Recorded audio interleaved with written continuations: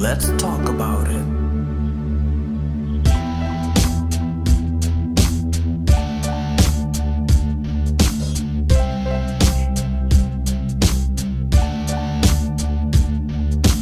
Real truth and power.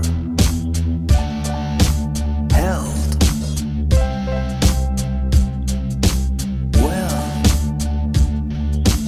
Knowledge of self. Uplifting the community. Let's talk about it.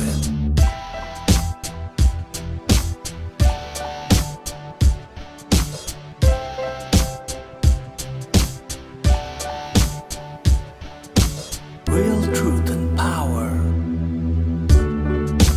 Health. Wealth. Knowledge of self. Uplifting the community. Let's talk about it. All right, peace and blessings, family. We got a powerful show today. I got my brother Donnie Goes In and brother JRICH. We're going to have a call-in show. We're talking about Ice Cube. We're talking about DJ Hughley disrespecting Ice Cube. And we're going to talk about this DL Hughley, have anything to say, because Griff got into DL Hughley. We're talking about the debate. We're talking about Nick Cannon. We're going to get it in tonight. And we're going to have a call-in show. So we want you guys to call in. So you know how we do. Let's start the show.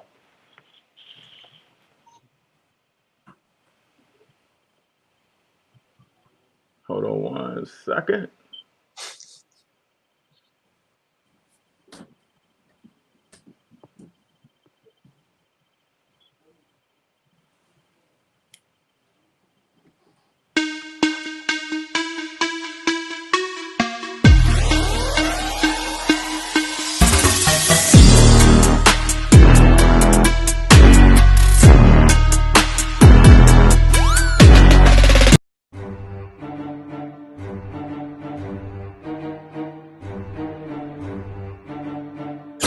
You are now tuned in to Real Truth and Power, the show that uplifts the community with health, wealth, and knowledge of self. Here's your host, Everett Winchester.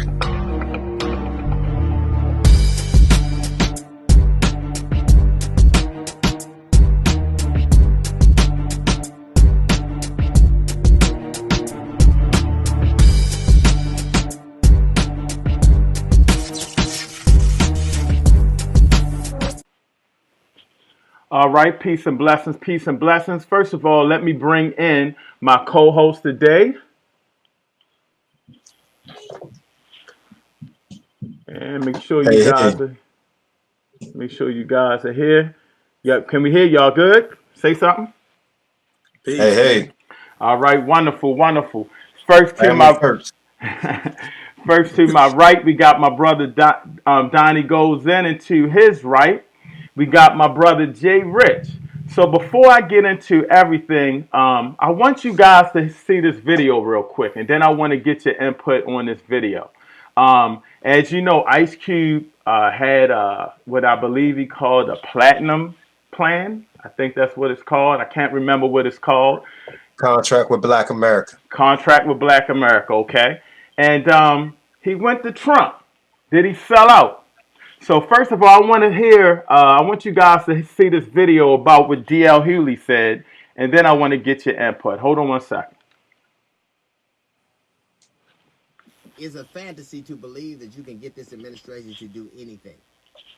It's you've seen black person after black person after black person after black person ruin themselves on the altar of Trump with nothing in return, and Ice Cube is the latest one. The platinum plan. When I heard it, it was insulting from the gate. Why didn't they have the spinning rims plan?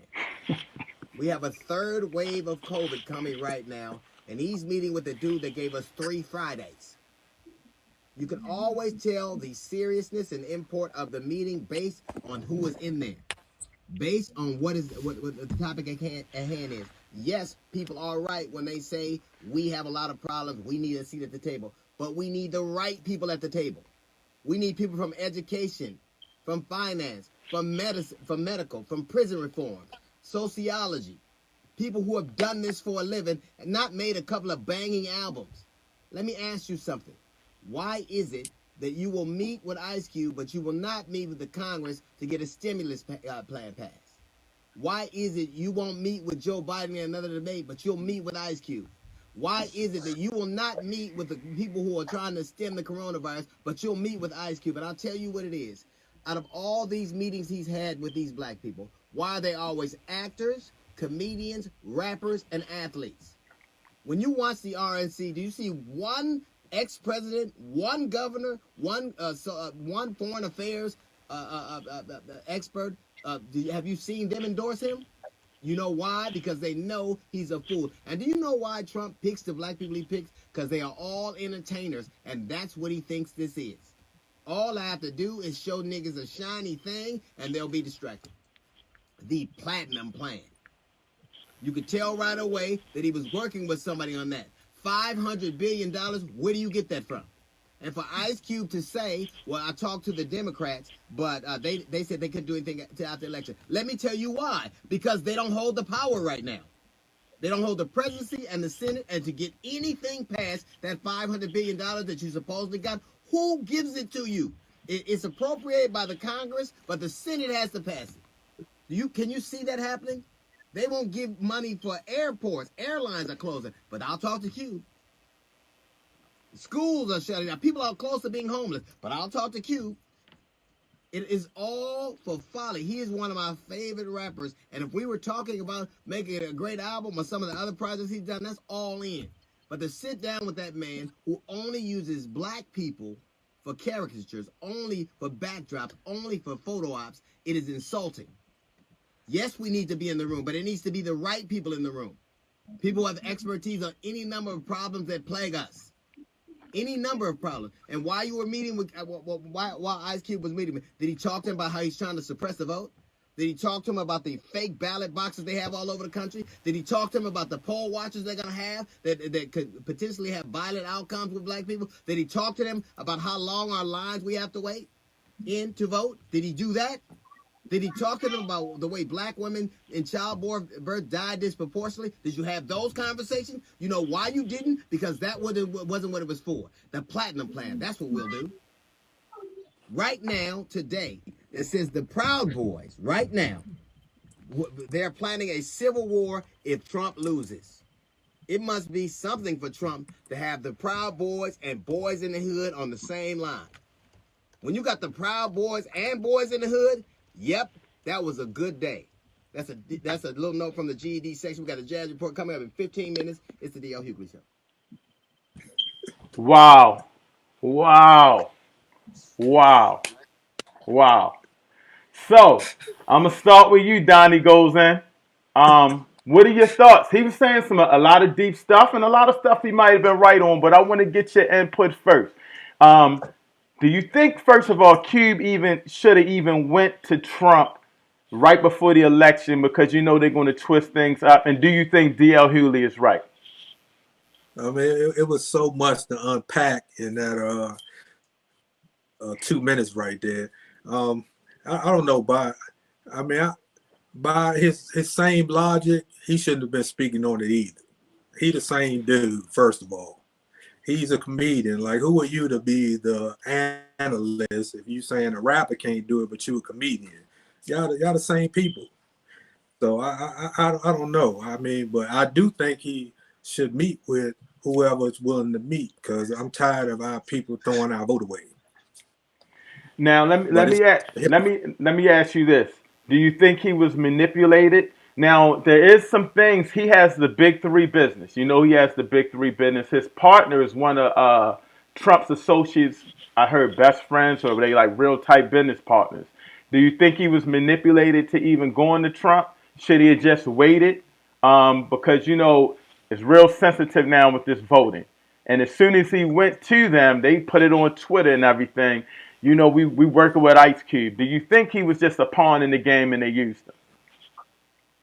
Of course they used him and took the opportunity to, you know, try to throw him out there. But the Democrats would have did the same thing. That's what they do. I mean, it's politics. You know, if they got a edge. I don't know. I think he probably could have got in front of it a little better, but it's a different time. We can't keep, we've been waiting 500 years on the back burner waiting for them to do something for us. So, hey, why not now? Let me ask you this. Do you think DL was on code or off code by his comments? I think he was on code for white supremacy because, I could have threw him one of them jokers off Fox News and gave that same commentary and put his name in the same bag. So I think if he was on code, he would have called Cube up. And he ain't like, I don't got Cube number, but I would have called that brother up direct and at least talked to him before I went out there. I think he jumped out there and he jumped off code with the way he responded. Now, we're going to get on DL in a minute because he has a beef with Professor Griff. I'm going to play that video too. Professor Griff put him out there, but I'm going to go into Brother JRICH. Brother JRICH, DL did drop some bombs about Trump meeting with entertainers and not meeting with politicians and, leaders, I guess. I don't know who we would call leaders in our community, but educators, people like that. Do you think, what do you think about his comments? I think that the DL, like Donnie said, that before he got on and tried to put Cube on blast for anything, he should have spoke to that man to man to find out what exactly happened. Ice Cube has repeatedly said that he has never directly spoke to Trump. He's never been to the White House. He's never even met him. What happened was someone from his administration called and asked him a couple of questions about what he had in his contract for Black America. And according to Cube, he went back and made a couple of little different changes on like the platinum plan. Now, Cube didn't even complete this thing until about August, which was, as we, do the math, it was only like a couple of months ago. I don't think that the beginning or ending of the plan had anything to do with the election at all. I think that, and Hughley said that he should have been with educators and so on and so forth. He's with professors, of universities, man, So it's not like he just picked up one of his own boys and they just sat down and came up with this plan. He's talking to economists, to come up with this plan. And a lot of the things that he's put in his plan, other people that have presented these plans to Congress, there's a lot of the same information in there. So for him to, automatically downgrade and act as though this plan is not comprehensive, it actually is. He didn't come up with this thing on his own. He went to the people that had knowledge of how to put these things together, and he put it together. So I think that Hughley, again, man, before he even jumped out there, he should have said, he should have read it, period. He should have first read it and then called and talked to him. Cube said that he said from the very beginning when he first started writing the thing that he was going to take it to the Democrats and the Republicans because he doesn't feel as though it's a bipartisan problem. It is an American problem. And that's true. I can't knock the dude for that. A lot of people are mad, that the Trump administration, and do I think that they used them? Of course they used them. But he said, and like Donnie said, if Biden would have sat down and talked to him, they would have did the same thing. They would have, next thing you know, you would have seen Cuba up in a commercial, and so on and so forth. Instead, you got, one of like the Trump boys photoshopping them with a mega hat on. Everybody keeps saying that he has endorsed Trump.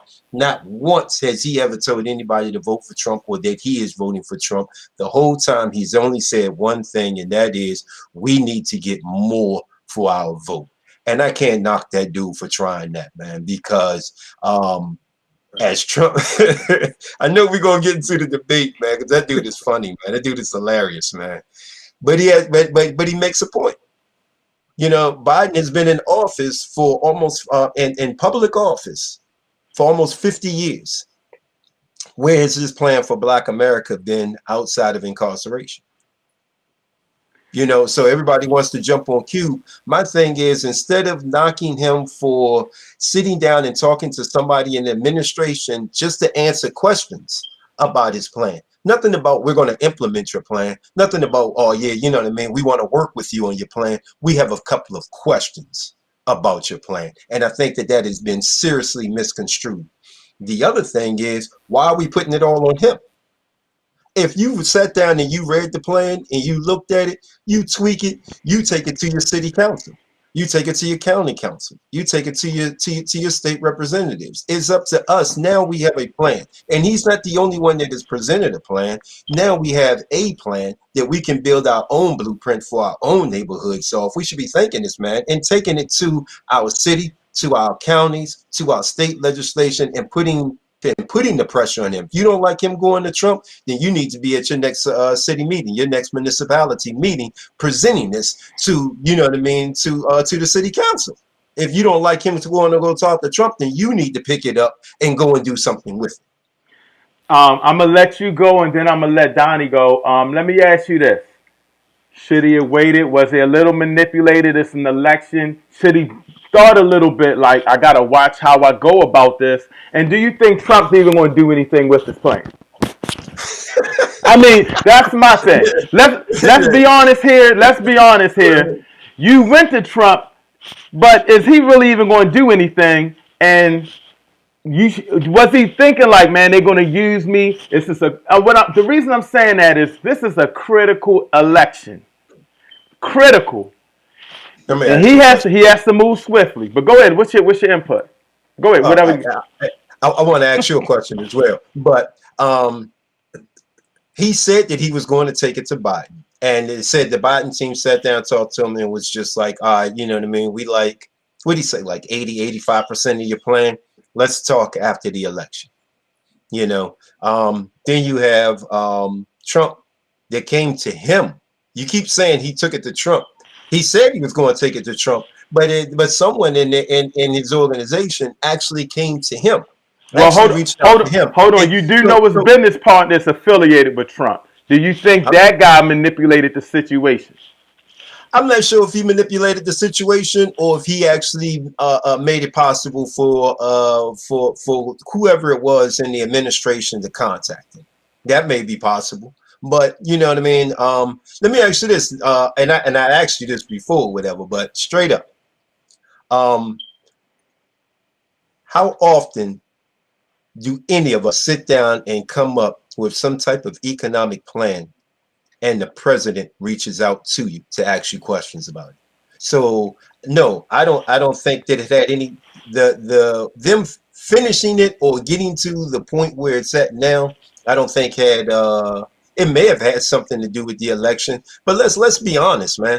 Are you really basing your vote on who Ice Cube tells you to vote for? If not, then that right there is a major reason why we have an electoral college, man. If anytime, you know what I mean, somebody, you know, because you know, Ja Rule says, you know what I mean, I need to go for Biden, then I'm gonna go and vote for Biden. That's just nonsense. And if people are swayed because of this one person to go and vote one way or the other, then yeah, man, you. What do you say about it, Donnie? What's your thoughts? Was he manipulated? Should he have brought it to the people? Said, this is my plan. I'm thinking about this. I'm just saying, you know, without dealing with the Trump situation. Hold up, but before I go to Donnie, JRICH, do you think Trump is even going to do anything with his plan? Yes or no? No. Okay. All right. So now I want to take that to you, Donnie. Do you think he should have just put it out there to the people and said, once the election goes, then I'm going to take it to whoever I got to take it to? Let me start it off with a little question for you. Oh, shoot. All right. All right. I put it in the comment section, right? All right. It gave my man the Hollywood answer.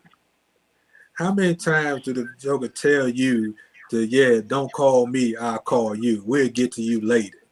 Now, do you think that the Democrats are going to do anything with his plan? Okay, I'm working. No, I do not.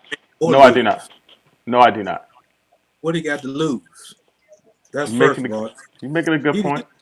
Yeah, he didn't have anything to lose, and I watched 4 interviews that Cube did since this happened, and three of them, 2 or 3 was pretty good. I think Shannon Sharp show, who was it? Cuomo on CNN. It's a He show I didn't see yet too. It was Lord Jamar's show. I didn't watch the episode, but I think he did something with him too. Yeah, he was on Willie D show, and it was somebody else show he was on, and Roland Martin show. So I heard his perspective, and I'm the type of person that, I'd rather go to the source and hear from you what happened, because we all know the media spins everything to their benefit. And what I saw them do to them in this situation is they didn't like that Cube went to the Republicans at all. So the whole media, because of that, because they want Biden to win so bad to get Trump out, that they smeared him. Cube said that he told everybody about his plan, and he told everybody what he was doing. He said it wasn't an issue because at the time everybody knew. So I don't think the Democrats would have wanted to put that out there that they gave my man the Hollywood answer. We'll talk to you after the election and maybe get to your issue again, put us on the back burner. So I don't think they said nothing. But the fact that Trump and them actually said something to him, now, like the question before, do I think he's going to do anything? I don't think Trump's going to do anything for anybody but Trump unless I see it in executive order. So I don't think any of these people are going to make any changes, or are we on the top of their list? I think they're just going to win.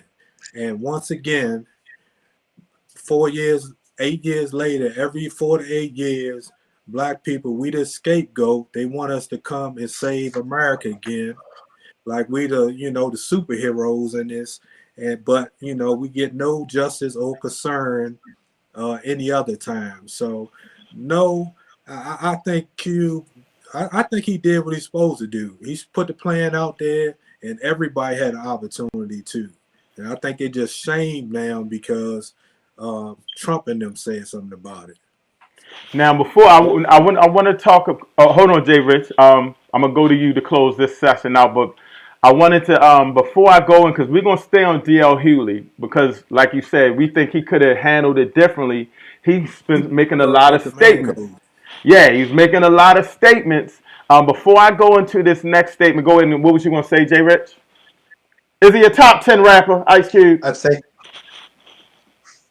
um I don't know. I Mm-hmm. like Cube. You know what I mean? I support what Cube is doing because Cube is all about race first. And he made it very clear that, you know what I mean? I don't care who it is. You know what I mean? You got to go to the people in power. And I agree with Donnie. And that was my first reaction when I found out that he had talked to Biden first. And Biden was like, yeah, let's talk after like the election, which sounds good. But at the same time, it's just like, you know what I mean? Like, I mean, you got to vote for me first, and then maybe I'll talk to you about it, and we'll find some reason why we can't get it done.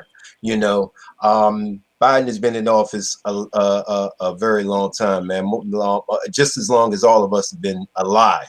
You know what I mean? This dude has held a position, you know what I mean, in politics. So to say like, oh, I like this part of this, I like part of that. Yeah, but how come I don't see what's in this plan in your plan?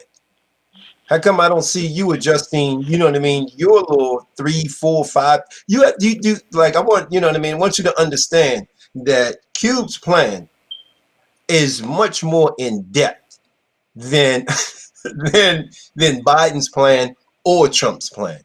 And Right. right off the top, that should automatically tell you how much thought that they put into it. The platinum plan, when I first seen the platinum plan like months ago when he announced it. And I think Judge Joe Brown was trying to get behind it, like, oh, he's offering us tangibles. Like, the dude ain't offering us no tangibles. Yeah, do I think the Cube got played by him? Yeah, man, he did.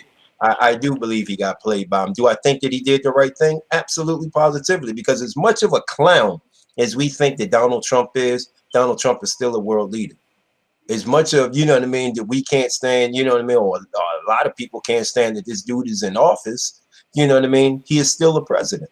So if you actually want something done, you know what I mean, and somebody from the president's circle is asking you about a plan that you did, you would be a fool not to pick up the phone and answer. Whether you think that he's going to do it or not, you'll be a fool not to answer the phone. Now, if he gets reelected and he doesn't do any of those things, you have even more fire to go at him, because you had this plan. You made promises. You said that you were going to do this. You said you were going to do that. Where are these things at? Now Before you I, have even more. but before I move on, I want to ask you one question real quick. Um, you have a lot of voters that are younger that could be easily persuaded. Um, do you think that by them saying, "Hey, we're working with Cube," that could persuade young voters? If No, I don't. You know why? You know why I say no? It's simply because if the media had handled the contract with Black America in a different way, maybe it would have swayed them. But because they put it out there as, you know what I mean, like, oh my God, he took this plan to, like, you know what I mean, to Trump and such, and he took it to Trump and this and that, it's been put in such a negative light where nobody is actually talking about what's in the plan. They're only talking about who he answered questions to about the plan. And because of that, it wouldn't sway me. You know what I mean? Because I don't, if you're a young person and only thing you're doing is listening to the media, I can tell you right now, you couldn't name one thing inside of like this contract with Black America, because they're not talking about not one issue. So when DL Hughley sits there and is like, oh, well, what about this? What about this? What about this? What about the part where he says, you know what I mean? Black homeowners should be able to get home loans interest free. Where's that part at? You know what I mean? Where it says that every Black child born should get a $1,000 bond. Where's that part at? You know what I mean? So it's not like, you know what I mean, he has these wild ideas out there, and nobody's talking about the ideas that are actually in there. They're just talking about who he talked to about it. And that's ridiculous. I Because got you. and it's just another part of the media manipulation for, you know what I mean, it's bait and switch. You know what I mean? If I don't really want you to look at the plan, then I'm gonna just tell you that the plan is bad, because, you know what I mean, if Trump is willing to look at it, if he's gonna go and talk to Trump about it, then it's something that we don't need, because of course, you know, from Trump. Because it's Trump, so we don't want nothing from him. Um, Before I go to this next topic, I want everybody to know that I need you guys. This next topic this video is going to be graphic. So if you have kids, you may not want them to listen. But before I go back, Donnie, I want you to comment on Sister Selena Rich. She said she thinks Q was premature. He should have taken a page out of Tavis Smiley's playbook, start from the bottom up, not top You talking down. about, is What that you the think same? about that? Is that the same Tavis Smiley that just got caught up not too long ago? Now I don't know if that's been That proven. dude? Huh? I don't know if it's been proven. So we got to be on point there. I don't I want to think that's convict the boy. brother. I don't want to convict the brother without the No, facts. no. I mean, I'm just saying, allegedly, that Tavis Smiley. No, I think he did the right thing. Who I think dropped the ball was the Democrat. They don't give a damn about what we think and us as a people, and they showed it by when somebody come with something tangible on the table, you gave them the Hollywood answer. So he did the right thing. The Democrats dropped the ball. They could have jumped on board and said, we looking at this, and they could have got the young vote from him. I think he dropped the ball. I think DL. I mean, I don't know. I don't think that's the same DL. I think they might have cloned him after he had COVID. Now hold on, This ain't. hold on. Now we want to talk about on code, black people. Now we want to talk about on code. We are going to talk about being on code. This isn't the first time DL has commented. Now, for all those that in the hip hop community be talking about Ice Cube, He disrespected Professor Griff from Public Enemy. Now we all know what happened with Nick Cannon. What Nick Cannon did was he interviewed Professor Griff. He interviewed Griff, and the Jewish community went after him.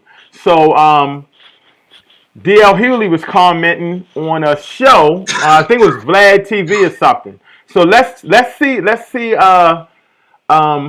watch this video. Please, y'all, it's graphic, but it's good. It's very entertaining. Here we go. According to DL, When I first saw the interview, I was like, what the fuck is he doing talking to Professor Griff? That interview could have never gone any other way than it did. because that statement right there, that's enough to make you want to go see a motherfucker. And it ain't worth the steak ain't worth the sizzle, baby. The steak ain't worth the sizzle. What the fuck does that mean? The steak ain't worth the sizzle. The steak ain't worth the sizzle. What are you talking about, bro? Do you mean to say me having a conversation with Nick and Nick doing the vast majority of the talking, and we're talking about issues and situations concerning black people, and we're invoking the spirit in the names of our ancestors that have given us this information and passed this information? What steak ain't worth the sizzle, Mr. DL Hughley? I'm just curious as to what you're talking about. So you mean to tell me because you have all of these other people on your show, Nick Cannon, according to DL Hughley, you have all these other people on your platform, but it's cool to have them talking about whatever the fuck they want to talk about, but don't have Griff on. Because if you have Professor Griff on, wow, it's almost like, woo, it's almost like what, motherfucker? It's almost like what? Like what? So who are you saying that I am, DL Hughley? You must know something that we don't know. Who are you saying that I am then? He says, if you're going to have somebody like him on, somebody like who? You see, it's these old buck dancing ass niggas like DL Hughley, cracker ass, licking ass fucking coons like this Negro that want to snuggle up next to white folks and think he got a cushion and a place with them. DL Hughley, let me tell you something, bro. When them fucking finish ringing your ass out and going up in your ass, nigga, when they done with you, they're going to be done with you. Plain and simple. So we're going to see how that motherfucking steak tastes after they done with you. Talking about the steak ain't worth the fucking sizzle. What fucking sizzle? That shit is a short run, bro. You up in that space with them crackers. That's a short fucking run. Once you done with your 15 minutes of fame, they done with your ass to the fucking curb, and we will never remember your ugly ass. Because bitch niggas like you don't get rewarded by history. I say, yo, woo! We talking about on code. We talking about on code. Uppercut. Donnie, I'm gonna give you the floor. What's your thoughts on DL maybe trying to comment to Black America using white America? What's your comment on that? He sounding like Steve Harvey right now. This dude is sounding like what Steve Harvey said to Monique. It's about that bag. Forget about everything else. You know, these good Mzungu folks in Hollywood give us this money. Sometimes you need to shut up and take your money. We need to learn what it means to be on code. And none of these people know what it means to be on code. It's about A1, African first, B1, black first, above everything else. And for some reason, I don't understand why these people always get to pick our friends and tell us who to associate with. You never see that. Even when the protests, remember the protesters was down there in Virginia protesting, and and the guy ran the sisters over in the car down there, and even Trump got on there and said, "Well, yeah, it's good." It's good people in there too with these races and race soldiers. Charlottesville. They on code. That's code. We don't know what code is as a people. So I agree 100% with him. Hey, you speak the truth and worry about the bag later. It'll come. Now, brother JRICH, this is very critical because I mean, Nick Cannon is really, he got in trouble for just interviewing Professor Griff. He might have, in fact, Nick Cannon said statements, it wasn't even Griff. And D.L. Hughley went at him. I think that, let me get your input on this because Professor Griff is a positive brother. He's kicking knowledge to the community. He's uplifting the community. He goes hard. We all know he goes hard. But I saw the interview. I didn't see anything the way he was disrespectful to anybody. I didn't see anything the way he was the one talking about the Jewish community or anything. I didn't see it. And I just thought it was blown out of proportion. Brother JRICH, what are your thoughts on that? Do you think DL is not on code anymore? He's not calling up Cube saying, yo, Cube, you was wrong. Hey, Professor Griff, he's just commenting, trying to be the spokesman for black people. And Griff went in on him. What's your thoughts on that? I think code is race first. So if you don't know that, then everything else falls apart. Like Donnie just said, code is race first. I'm gonna say it again. Code is race first. So I don't care if you disagree with who he went to, who he's talking to, what it is about his plan. Code is race first. Code is to pick up the phone and call him. Code is to say, you know what I mean? Even if you don't agree with his plan, then you don't even mention his plan. That's code. And people don't understand that. Like you said, you know what I mean? People don't understand that. If you have a problem with Monique speaking out, don't call her and tell her to get the bag and you know what I mean, and worry about the rest of that stuff after that. Nah. Code is raised first. Code is, you know what?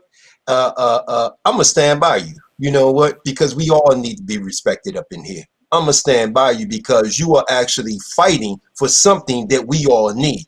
I'm gonna stand by you. Not only am I gonna stand by you, I'm gonna do what Roland Martin did, and I congratulate Roland Martin. I watched that interview. He, instead of like jumping on Cube and telling Cube, "Oh no, this, that, and the third," what he did, and I think Cube was a little defensive in the joint or whatever. And I think he was a little high, but I think that I'm just being real, man. I think he brought in another activist and was like, you know what? She's working on a plan that is very similar to yours. Y'all should get together. You're in Cali, she's in Cali. Y'all should get together, man, and start collaborating. That's on code. Code is not, you know what I mean, putting that brother out there like, oh, you shouldn't have did this. You should. No. Code is when you call him on the phone and you tell him what it is that you disagreed with him about. Not put it out in front of everybody else. And no matter what it is that happened on that phone conversation, once you get on the air and they say, you know what I mean, we live, hey, that's my man Q. You know what I mean? Let's break down like this contract with Black America and what it means for us as a race. That's code. You know what I mean? Code is like me and you can sit back and argue all day, Everett. But the moment you and I get in front of this camera, I'm your man. That's right. I'm your man. I'm not going against you. I'm not going against you because we are in a time where we are trying to fight for our rights, man. We got people out here protesting for months, man, fighting for our lives. This is not the time to be, you know what I mean, hemming and hawing over like, oh, well, he should have never answered the phone when Trump called, or he should have did this, or he should have did that, or he should have did. Where's D.L. Hughley's plan, and what did he do with it? This is the problem. You know what I mean? You got people that don't do anything that want to criticize the people that are doing. If he was on code, he would have never, if he didn't agree with it, he would have never spoke about it. He would have spoke to Q face to face, man to man, race first. Ashe. I know we got some people holding on. I missed a couple calls. If you do want to call in, hold tight. I want to go through a couple more topics. In fact, probably one more topic, and then we're going to take some phone calls. So hold on. I know that we're touching on some personal things. So hold on real quick. Um, and I want to go into this next topic, and it's about Biden. Um, and it's very important because it's a lot of people saying we don't have really a good choice to vote, and a lot of people saying we got to vote pretty much for the lesser of two evils. But there's something that's been disturbing a lot of people about Biden, and your boy Trump mentioned it on the debate. So let me play that real quick. Trump, same question to you, and let me remind you of the question. I would like you to speak directly to these families. Do you understand why these parents fear for their children? Yes, I do. And again, he's been in government 47 years. He never did a thing except in 1994 when he did such harm to the black community. And they were called, and he called them super predators. And he said that. He said it, super predators. And they have never lived that down. 1994, your crime bill, the super predator. The super predator statement. A lot of people can't let that go. And a lot of people are saying, man, he made a mistake. He apologized for it, whatever the case may be. But a lot of people. Hold on. You're the only person that I know that keeps saying that he apologized for it, man. I heard he might. No, hold on. I think during the debate he said he made a mistake on that. He did. He said it during the debate. He said all of us, everybody voted for it, and they were wrong. He admitted he was wrong. If you don't think that's an apology, I don't know. He might not have personally. Hey, okay. That's not the same as an apology. I thought he. I don't remember. I thought he apologized, but I do know last night he admitted he was wrong. That being said, I'm not copping for the brother. You know. That being said, I'm gonna go to you first, Donnie. Should we vote for the lesser two evils? How do you feel about this, brother? Don't do it. Hold on. You might have. Are you muted? All right, you not say something? You hearing brother JRICH? Nope. All right, hold on. You've been removed from this conversation for not stand on code.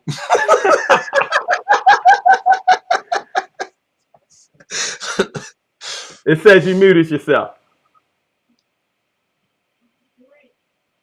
Well, while he's trying to get that, yeah, but I'm gonna let. In fact, don't do nothing real quick, Donnie. Let me see something. No, I don't think that. I think that Biden is saying whatever needs to be said. You know what I mean? You know what I mean, to get that vote. I don't think that he means any of it because he stood by it for so long. Again, you know, because even after like that crime bill was passed and he's seen the havoc that it reached, you know, he continued to vote, you know what I mean, for arms, to build more prisons, to give more military weapons to the police. And even in the midst of all of like this protesting and more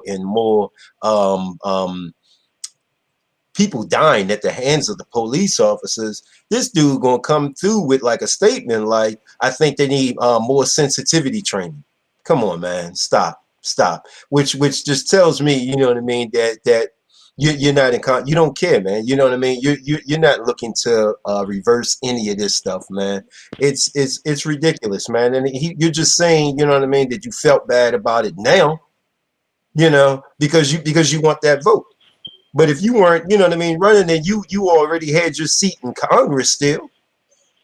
You know what I mean? You would just be blowing these questions off. Like, yeah, whatever, man. You know, my people have already voted me back in. So yeah, nah, man. Nah. I don't trust Biden, and I don't believe in voting for the lesser of two evils ever. I think that the only way that we can get rid of the two evils is to create a third party. And the only way to create a third party is, man, you have to actually vote for somebody outside of Democrats and Republicans. I mean, you and I have covered this, man. I don't know how many times, man. You have to break that chain, man.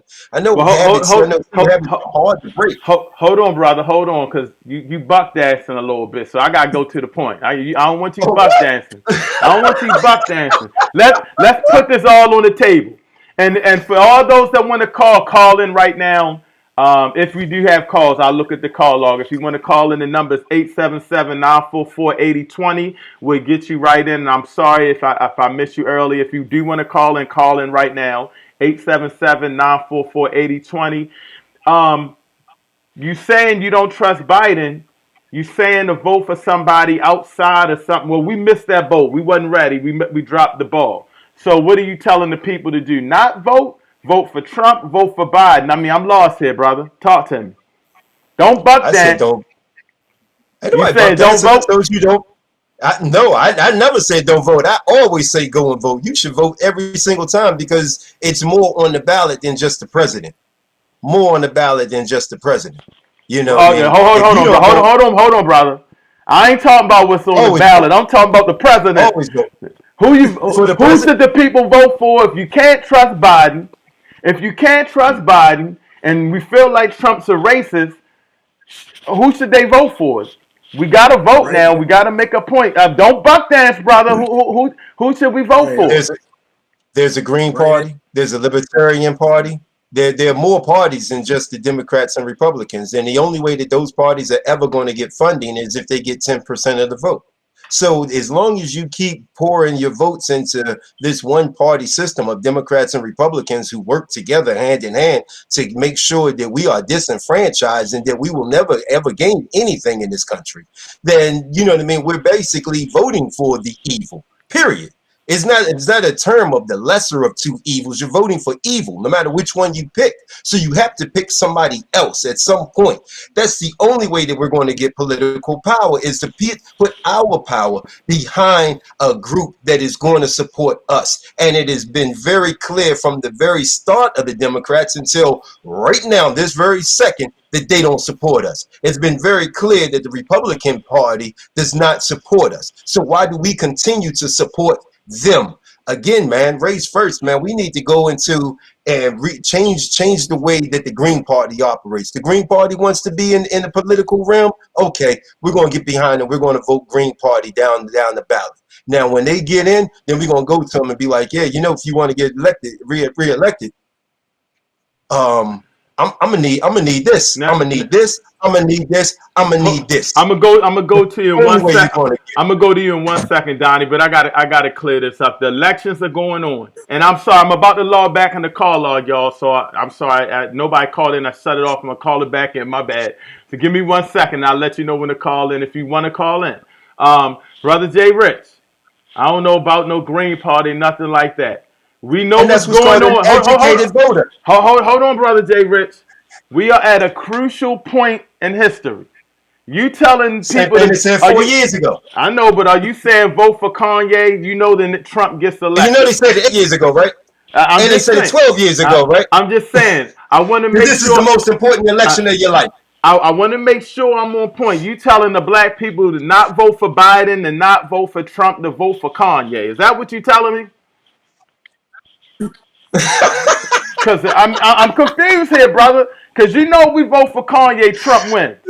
Now I'm not saying telling people who to vote for. You Listen, can vote for Trump, you can vote for Biden.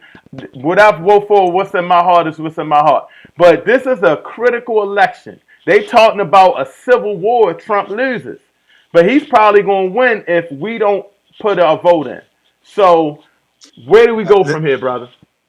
let me explain something to you. Let me Go ahead. explain I'm something to gonna you real I'm gonna fast. put you Okay. solo. Break it down. All right. So, in the last election, which was the most critical election of our lives, which was the most critical election of our lives 4 years before that, which was the most critical election of our lives 4 years before that, I can tell you right now that 4 years ago, Trump lost the popular vote by over 2 million votes. Who's in office? Trump is in office. Why? Because Trump lost the popular vote. He won the electoral college. Understand how voting works. You can go in and vote for whoever you want. We can all go in there and vote for you. We can get you like 50 million votes. And guess what? If the electoral college doesn't give you not one vote, you will never be president.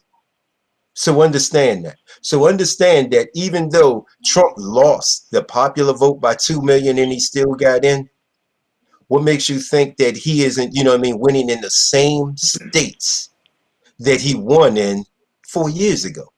Ain't nothing changed. They ain't them states. You know what I mean? So let me finish, man. Go ahead, What keep I'm going. saying is we're not getting anything from the Republicans. We're not going to get anything from the Democrats. Then why not actually try to vote and get a party in that's going to actually do something for us? It's not going to hurt you. It's not going to hurt you at all. So all the people that were planning on not voting, please, by all means, please go vote Green Party. Please go vote Libertarian. Please go vote any other party to get them that 10%, and then we can start to put pressure on them. We can't put pressure on the Democrats to do anything for us. You know why? Because the Democrats then raised almost $2 billion in this election, and within the last few months, in the middle of a pandemic, what are we going to go to them and say, if you don't do this, we're going to do what? They done raised over $1 billion, almost $2 billion. We're going to go to the Republicans and say, you know what? If you don't, you know what I mean, do this for us, then we're going to do this. They done raised over $1 billion. Trump is having $500,000 dinners right now, raising money. You know, so what is it that we have? We say that this is our community, but we don't own the homes in that community. We say that this is our community, but we don't have, you know what I mean, the banks in that community. We don't have the grocery stores. We don't have the business. We don't own the land in that community. As a matter of fact, we say that this is our community. We can't even get the people on the city council to look out for us. Think about that for a moment. So when you sit back and you say like, oh man, you say I'm telling me don't go vote Democrat, don't go vote Republican. This is why I'm telling you don't go vote Democrat, don't go vote Republican. How many times has the city council sold you out and evacuated your grandmother, your aunt, your cousin from their home, kicked them up out of there so they can build a new hotel because that's going to bring them taxes, and they also getting a kickback from Marriott or Hyatt or whoever it is. How many times have we seen in these and our so-called communities that we've been displaced from that community so the state can build a stadium? You know why? Because you don't own anything there. So yeah, go and vote for another Democrat. Go and vote for another Republican. And guess what you're going to get? You're going to get the exact same thing that you've always gotten. Because we don't hold any power, and they don't respect us not 1 inch. They don't respect us on anything. So when we sit there and we talk about police brutality, and you go and you ask Biden about Black Lives Matter, he says that, oh yeah, you know, man, we need police reform. To me, police reform, when he says that, you know, police reform is pretty much they need sensitivity training, that's no different than Trump telling the people, you know what I mean, stand down there, be ready. Because once I get in, nothing's going to change. Just hold out. Just hold out, you know what I mean, till after the election. And we're talking about a civil war. Let's not forget, like a few months ago, they were trying to start a race war. And now, since they see that the race war isn't going to pop off, now they're going to start a civil war. Y'all can call in now. If you want to call in now. 877-944-8020. 877. Sorry to cut you off, brother Jay Rich. 877-944-8020. Anybody wants to call in. I want to get Donnie in a little bit. To go in on that, and Donnie, also, Sister Selena Rick said, mark my words, there will be no black agenda on the table of the next administration without unity in the community. I agree with that. Thank you. I agree with that. But Brother Donnie, go in on, you know, what Brother Jay Rich is saying. You know, he's saying don't vote for either one of them. I mean, do you think that is dangerous? Do you think that is dangerous? I think it's more dangerous not being on code. I think that this is just one election. You know, every 4 to 8 years is the worst ever, you know, the worst ever time. They need us more than any other time. I just think it's unfair. I think it's unfair for America to always be expecting black people to save them from themselves.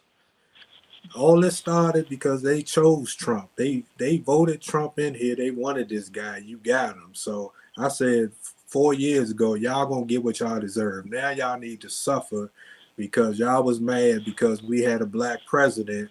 So y'all went out there and you know, started all these militias and hate groups because y'all was scared that y'all was gonna lose y'all country. So all this is them reaping what they sowed. So I agree with him. Nothing's gonna change. Nothing's gonna change until we unify. Unity is the problem, and unity is the answer. Until we do that, nothing's gonna change. Me, if you need somebody to vote for, I'm gonna tell you, write my name in. Donnie goes in for president. Write my name in. For once in my life, my name gonna be on the ballot. Donnie goes in for president.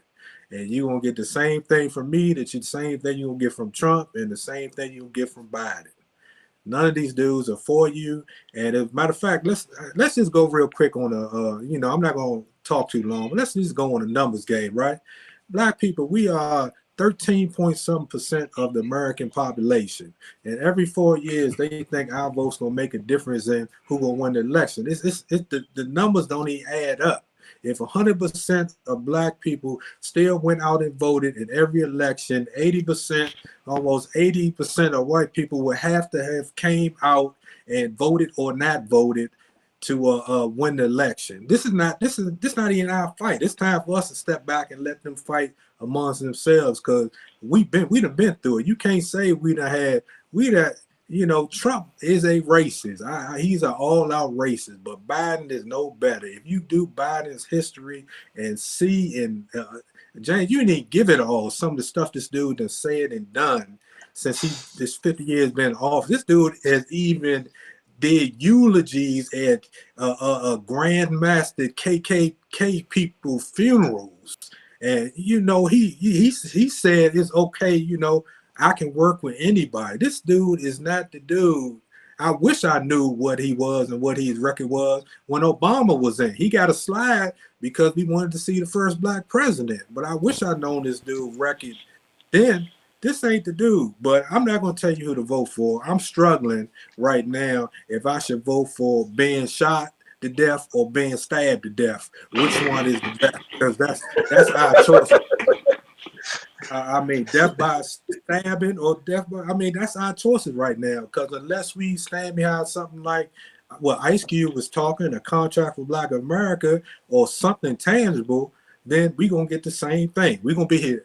Mark my words, 4 years, if we make it past the asteroid that's coming down that they ain't talking about, if we make it past this race war that they trying to start, if we make it past the starvation and the COVID-19, the third round, if we make it past all this stuff and we still here, mark my words, in 4 years, they're going to be talking the same thing. It's going, y'all got to get up for. And lastly, let me get this out, because this has been on my mind the whole time that it just irks me. Why? And I agree with DL, and I'm gonna talk to DL. He was right. Why is it that they always, especially the Democrats, when it come time for election, they put the worst about people out here? Cardi B or why the worst examples of womanhood, the worst examples of black people, they always put in front of us. Kamala Harris, put her some Timberlands on. So now, she is sister now. That's enough. Right. Hillary Clinton, some hot sauce. We going to show them I like hot sauce. So that's enough. Bill, get on the saxophone. I'm going to play the saxophone. So now, I'm honorary black. That's enough. They never offer us tangibles because we keep settling for all these little parlor tricks and, sit on my lap and I'm going to pat you on your back. And we never ask for substance. So until we do, we not going to get substance. And trust and believe me, black folks, this election ain't going to change your life one bit. Whoever win, unless we come with a plan. We even had 8 years of a black president, and we still didn't get into police murder and brutality. We had a black president, and he couldn't even do that. So what more do y'all think gonna change? Huh? Didn't try. Well, we know we know what he stood for and what he fought for. So I'm not gonna sit here and say. Let's really go ahead. about that. Don't play that no more. Go ahead. Something in the background. Yeah, go ahead. But yeah, basically what I'm saying is, that we're not gonna get nothing until we start asking for something. And this is the perfect time because they scared now. The only time you're gonna get something from somebody when they feel like they got something to lose. If we wanted to get a deal done, this is the time to do it because they scared to death of COVID and they scared to death of unpredictable, crazy Trump. That's all Brother right. JRICH, you want to say something about that? I concur. 100%. I concur. Yeah, no, man. Biden puts on a really great face, and there's a reason why the Democrats did not want Bernie Sanders, you know what I mean, to represent the Democratic Party. And even when they asked like the leaders of the DNC, what if Bernie goes out, you know what I mean, and does what he did before, and that is get, you know what I mean, win these primaries. What they say, they was just like, yeah, he can win all the primaries he wants. We are not picking him to represent the DNC. Bernie had too many Exactly. things that he had too many tangibles he was trying to give away, and that just doesn't go along with our funding stream. So no, Right. um, Biden talks out of both sides of his mouth. He puts on a really great face, and he's like, no, you know what I mean? I'm for the people. If you don't vote for me, then you ain't really black. But he ain't never voted for you for, you know what I mean, and to help you. When they start talking about desegregating schools, what is the first thing he said? I ain't trying to send my kids to the jungle. He's still that same dude, man. He is still that same dude. When he He stood up there works. and was just like, "Oh yeah, well we made a mistake," so on and so forth, or whatever, and Trump asked him flat out, "Well, what'd you do about it?" Oh, I wasn't the president. Oh, we couldn't get anything done because of the Republicans. But yet you stand there and you talk about how you can work with the Democrats and the Republicans. Get it done, man. I don't want to hear your excuses. You know what I mean? Get it done. You want to be the leader of the world, and you mean to tell me that you can't get a simple thing as chokeholds? Be the leader of the world. You mean to tell me that you can't enforce these banks? Hold on. Let me say this clearly. You want to be leader of the world, but you can't get these banks whose our tax dollars, blacks, white, poor, everybody, American tax dollars that you use to bail them out. You mean to tell me you can't get them to give us a loan to buy a house? You mean to tell me you can't put pressure on them to give us loans to build businesses? You can't put pressure on them so that we are in a position to buy back our neighborhoods? But you can take our tax money from us and give it to them. You have the power to do that, but you don't have the power to do the reverse. I want Biden's not that guy, man. I want to do something real quick. I want to play this video because you talking about we got to be race first, right? Y'all can hear Right. me? You talking about we got to Yeah. be race first. Um, Kamala Harris says she's not doing anything specifically for black people. So I got to ask, if she's not doing anything specifically for black people, is she race first? Is she, what is she doing here? So let me see if I can get that video and play it real quick. Hold on one second. The on code. Let's really be clear about that. So I'm not going to sit here and say I'm going to do something that's only going to benefit black people. No.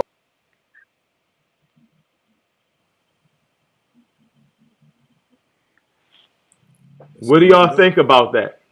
She says she's not going to That do sounds anything great. specifically for black people. My thing is, other races, they do things specifically for their race.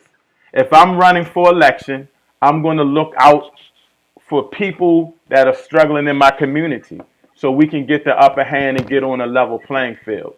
I don't think that you can just say, I'm going to do things for America, and then when I do things for America, they're going to help my community. You got to do things specifically for your community. Dr. Claude Anderson always says, and I always say this on a lot of the shows, race is not a color. It's like a track meet. It's a game.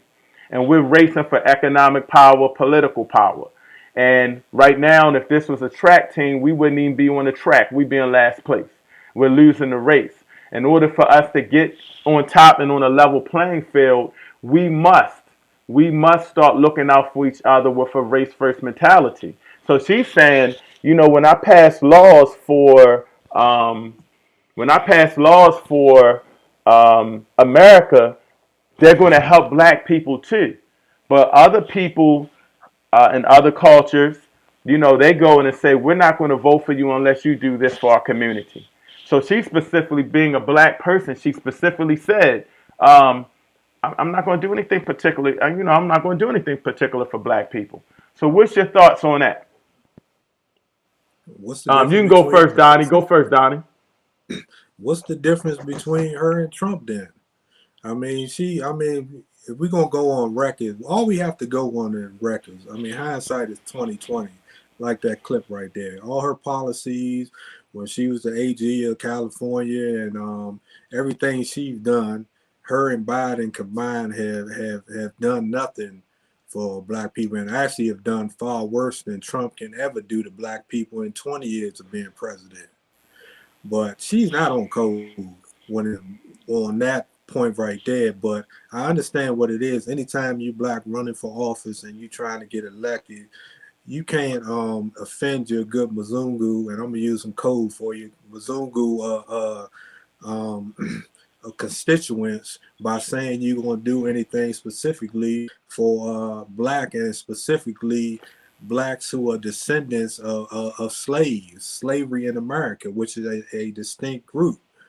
They always, and we're seeing it now. It's 2020. They can't keep hiding us in the bottom of the minority basket and making all these programs for minorities and saying that we're getting it, and then white women get to be the top ones that get all the funding, that go home to their white husbands, and they get all the money and the benefits out the programs, immigrants and everybody else, but the black descendants of the slaves who they put under the category of minorities get nothing. So it's a political game. I hope and pray. I'm praying to God that if they do win and get in office, that she do remember that she is black. There's some black in there. I hope she does.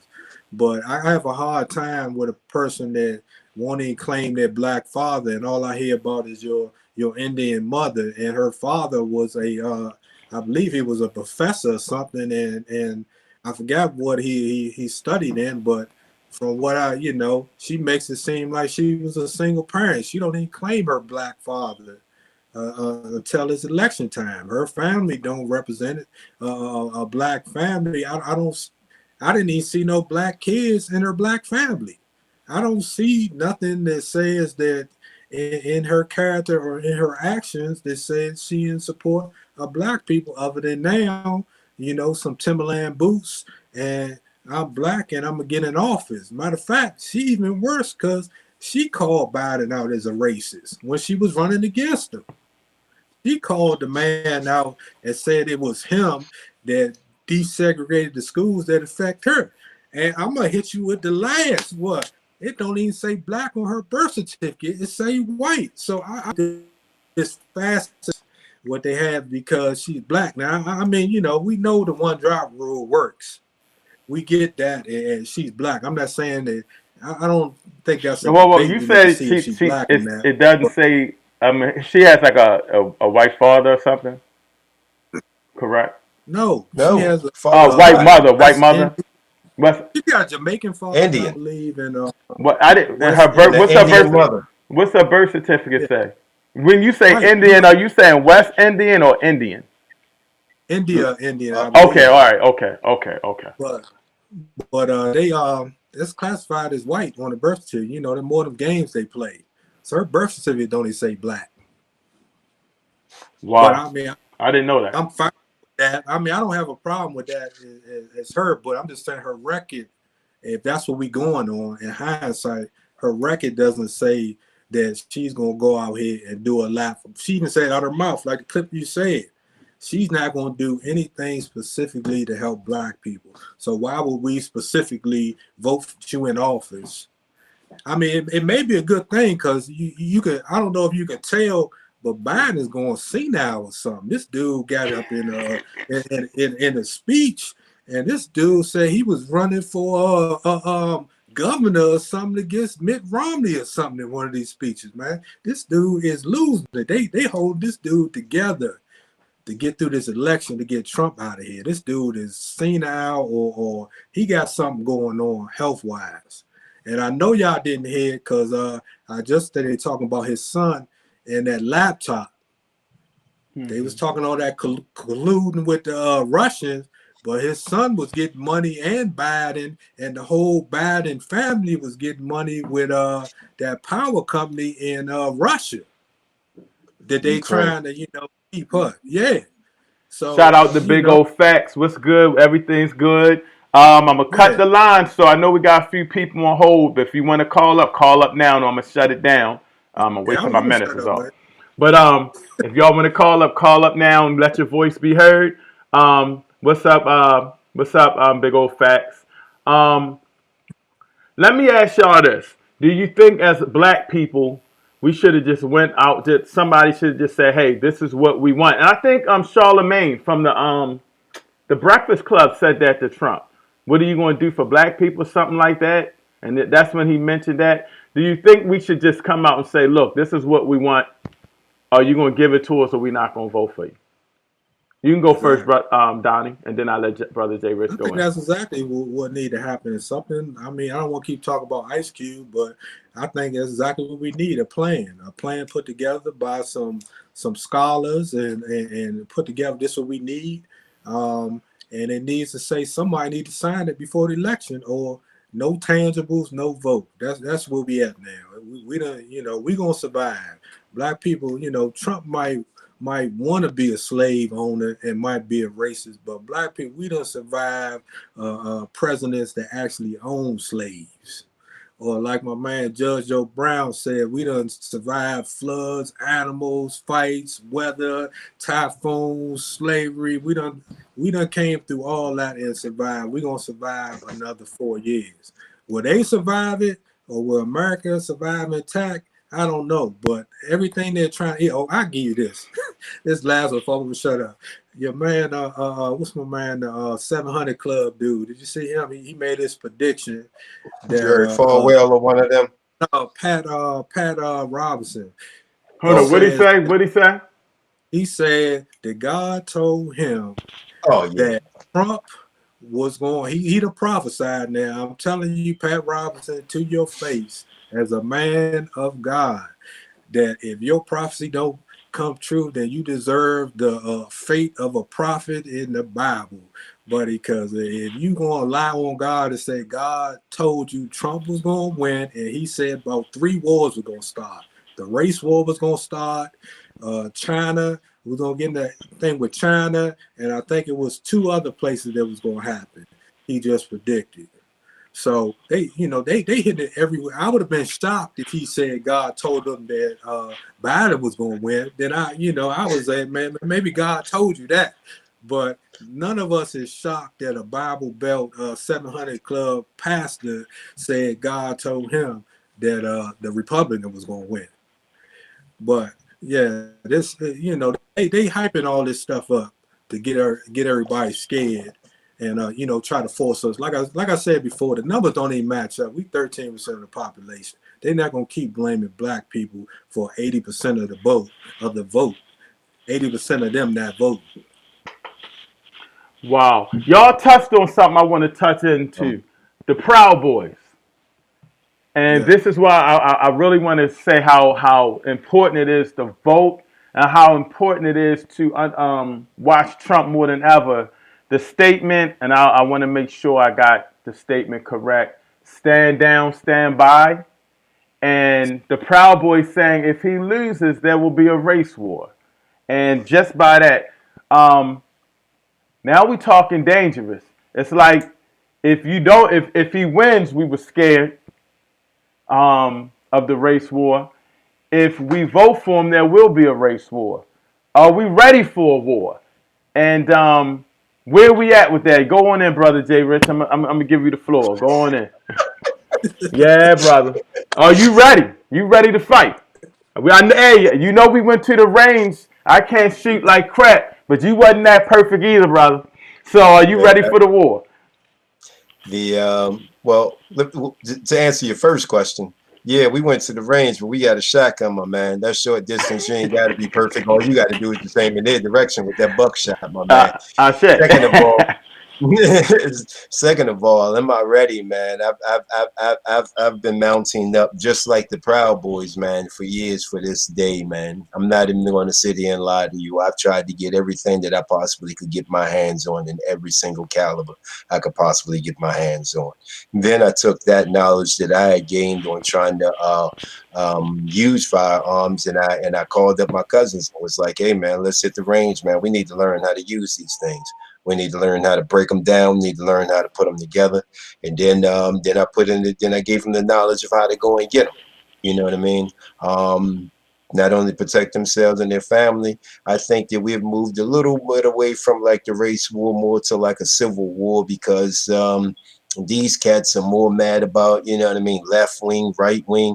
Me personally, I think as black folks, hey man, if they ain't knocking down my door, man, hey man, let them go ahead and battle that thing out, man. I'm gonna sit this one out, because the last time we got involved in their little brother versus brother war, you know what I mean, we pretty much got put right back into slavery.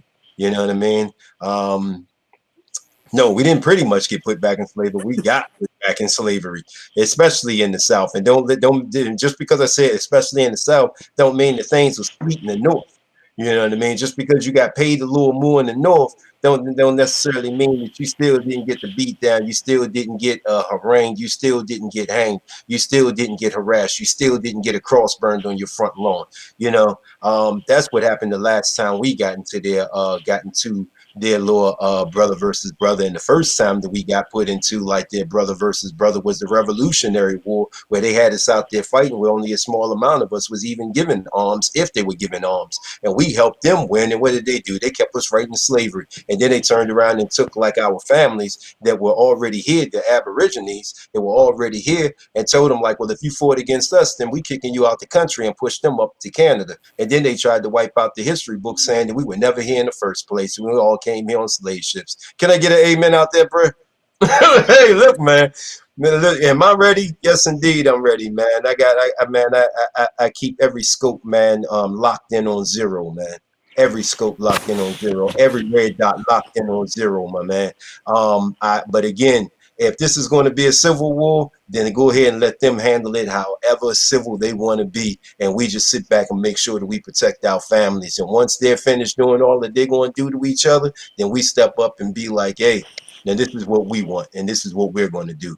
The very first thing when you talk about anybody, when it comes down to like economics and how so-called minorities, you know what I mean, are treated in different countries, and this is all over the world, my man, all over the world. The very first thing that has to happen is we have to come together as a community. We have to actually start owning our community. And once it's that, what is it, 5-floor building plan?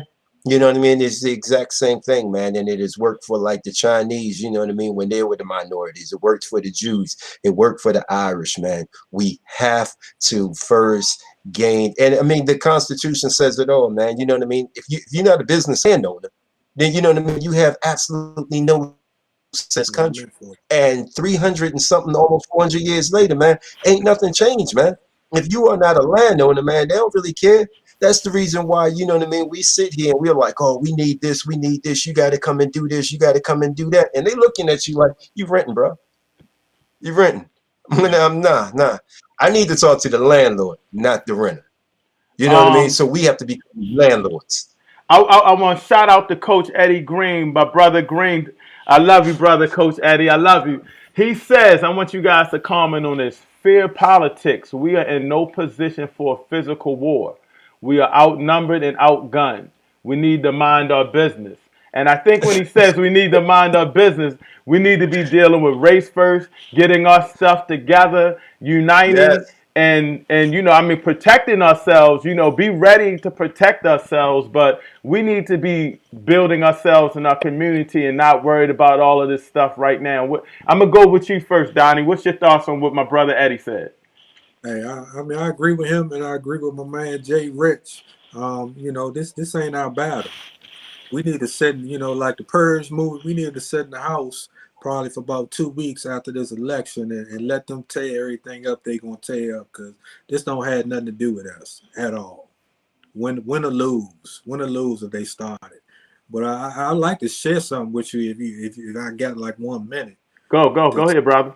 problem is, about 100 years ago, 1924, they had a commission on a racial question before Congress, and still dealing with the same stuff we were dealing with before. And I want to say they realized that this problem is the same, and they defined it on a couple pages in here. They defined what the problem was to me, and something. It's the same thing. It says, who is it? It says, well, I'm just going to talk. I don't know what it was at, but it's basically saying that in the South threatens the colored brother in the concrete, while the North regards him in the abstract. All of his political and civil rights are conceded at the North, but he seldom gets a chance there to apply his handiwork or to be given consideration according to his numbers and strength. His rights exist largely in theory only, while lacking in practical application. In the South, the black man is given the You there? You muted yourself.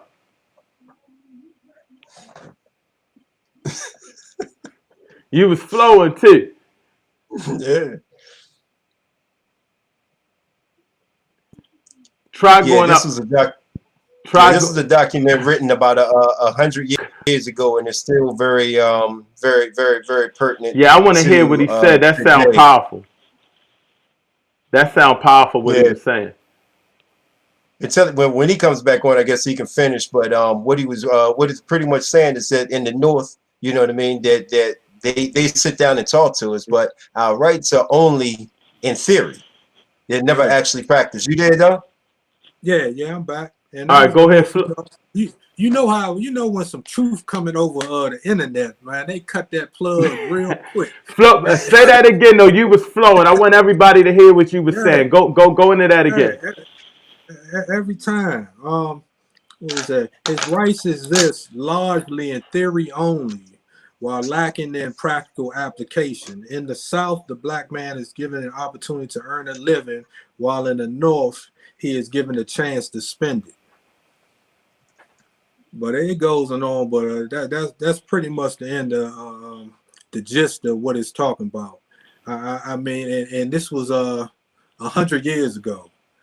They once again coming to the table, this time on Congress, trying to get a committee together to try to look at the racial problem in America. And they defined it, they realize what it is, and they still ain't fixed it. So every 4 years since then, we've been voting Democratic, and we've been coming to the polls every time with good faith, just asking to be treated like human beings, and we still in the same situation. Matter of fact, we ain't in the same situation.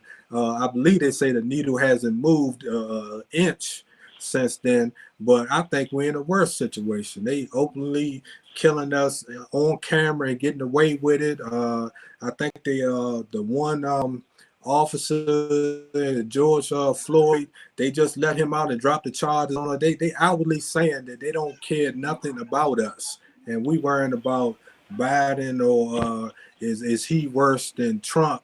And the whole system is set up against us not to give us justice. So until we stand up and start fighting, maybe that's why they don't respect it, because we don't stand up and fight for justice and for what we want. The other races, they get together, they got all types of committee and organizations just set up for different groups to make sure that their voice is heard when they pass laws, when they do legislation. What we get rappers, and we get what's my judge what Judge O'Brien called them? But we get rappers and the worst of the worst of these sellouts that took their bag so they can sell out our whole race and destroy the minds of our children. We get them as the face in the front with no substance behind it. I'm glad you So said that. Not to cut you off. I wanted to go here next. 50 Cent said he's voting for Trump. He likes his tax plan. Now 50 Cent isn't in our tax bracket. that's a Um, valid. he's not in our tax bracket. Is he right on saying vote for Trump because of the tax plan? And is he ignoring the painful things that Trump has said and the division that he's put into this country. And I want to go into that a little bit, as we do say that, I know you guys have mentioned not to vote for either at some point. Look at other options and stuff like that. Talk about that. Should you promote him because he is very divisive in the words he says that could be painful to this country, even though we all know that the country is divisive. When you out front like that, when you have people saying racial war, civil war, he's not elected, when he's saying stand down but stand by or whatever the word, he didn't say stand down, stand by or something like that. I'm gonna go to you first, brother Jay Rich. Do you think 50 Cent just took a bag, brother? And I or is mean, he on point with it? listen, And man. Like, let's be honest. Some people will vote the way because that's what benefits them, and I can't knock them for it. Do I agree with it? No, but I understand. At least he has a reason. But would I vote for Trump for taxes? You know what I mean? So I can pay less in taxes while he's yelling out "Liberate Michigan." You know what I mean? And he's trying to clown the governor of Michigan and blaming her for her own, you know what I mean, for being kidnapped or almost, you know what I mean, for like an attempt to kidnap. This is the same guy, you know what I mean, that after like the Charlottesville thing in Virginia saying that they're going to shut down, he's like, liberate Virginia. I mean, listen to like these words that he's saying, man, because these cats, man, are like, we're just waiting on the word. We're just waiting on Donald to say, you know what I mean, you got the green light. And he stands there and he says, liberate this place, liberate this place, liberate this place. Stand down and wait, you know what I mean?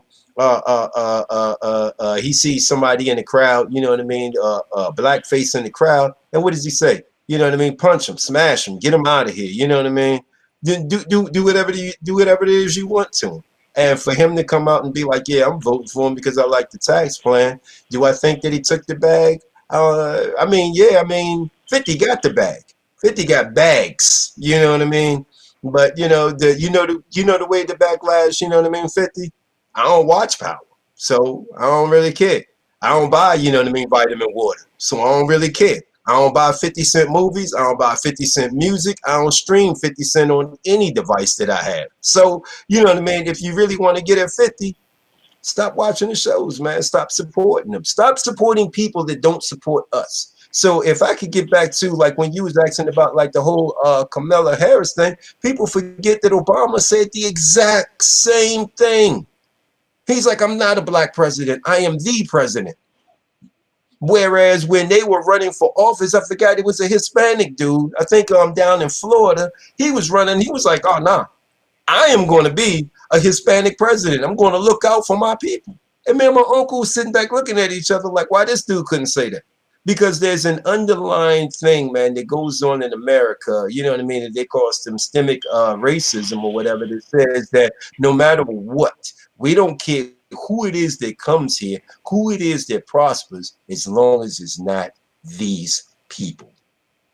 That's the thing. So you're not going to find anybody. You're not going to find like a black politician that's going to step up there and say, I'm going to do something for my people. You're not going to find that. And if you do find it, I guarantee you do probably won't get elected.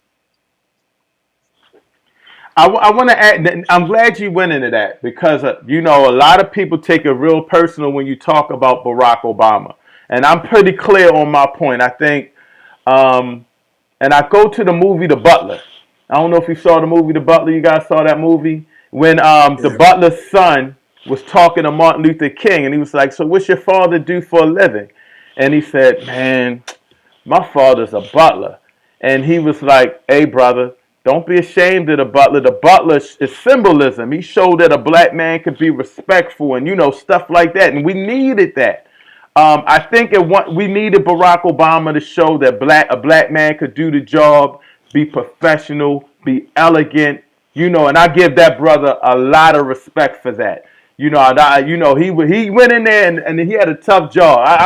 I don't like when people say he didn't do anything for black people without looking at that. But at the same time, we need more than symbolism.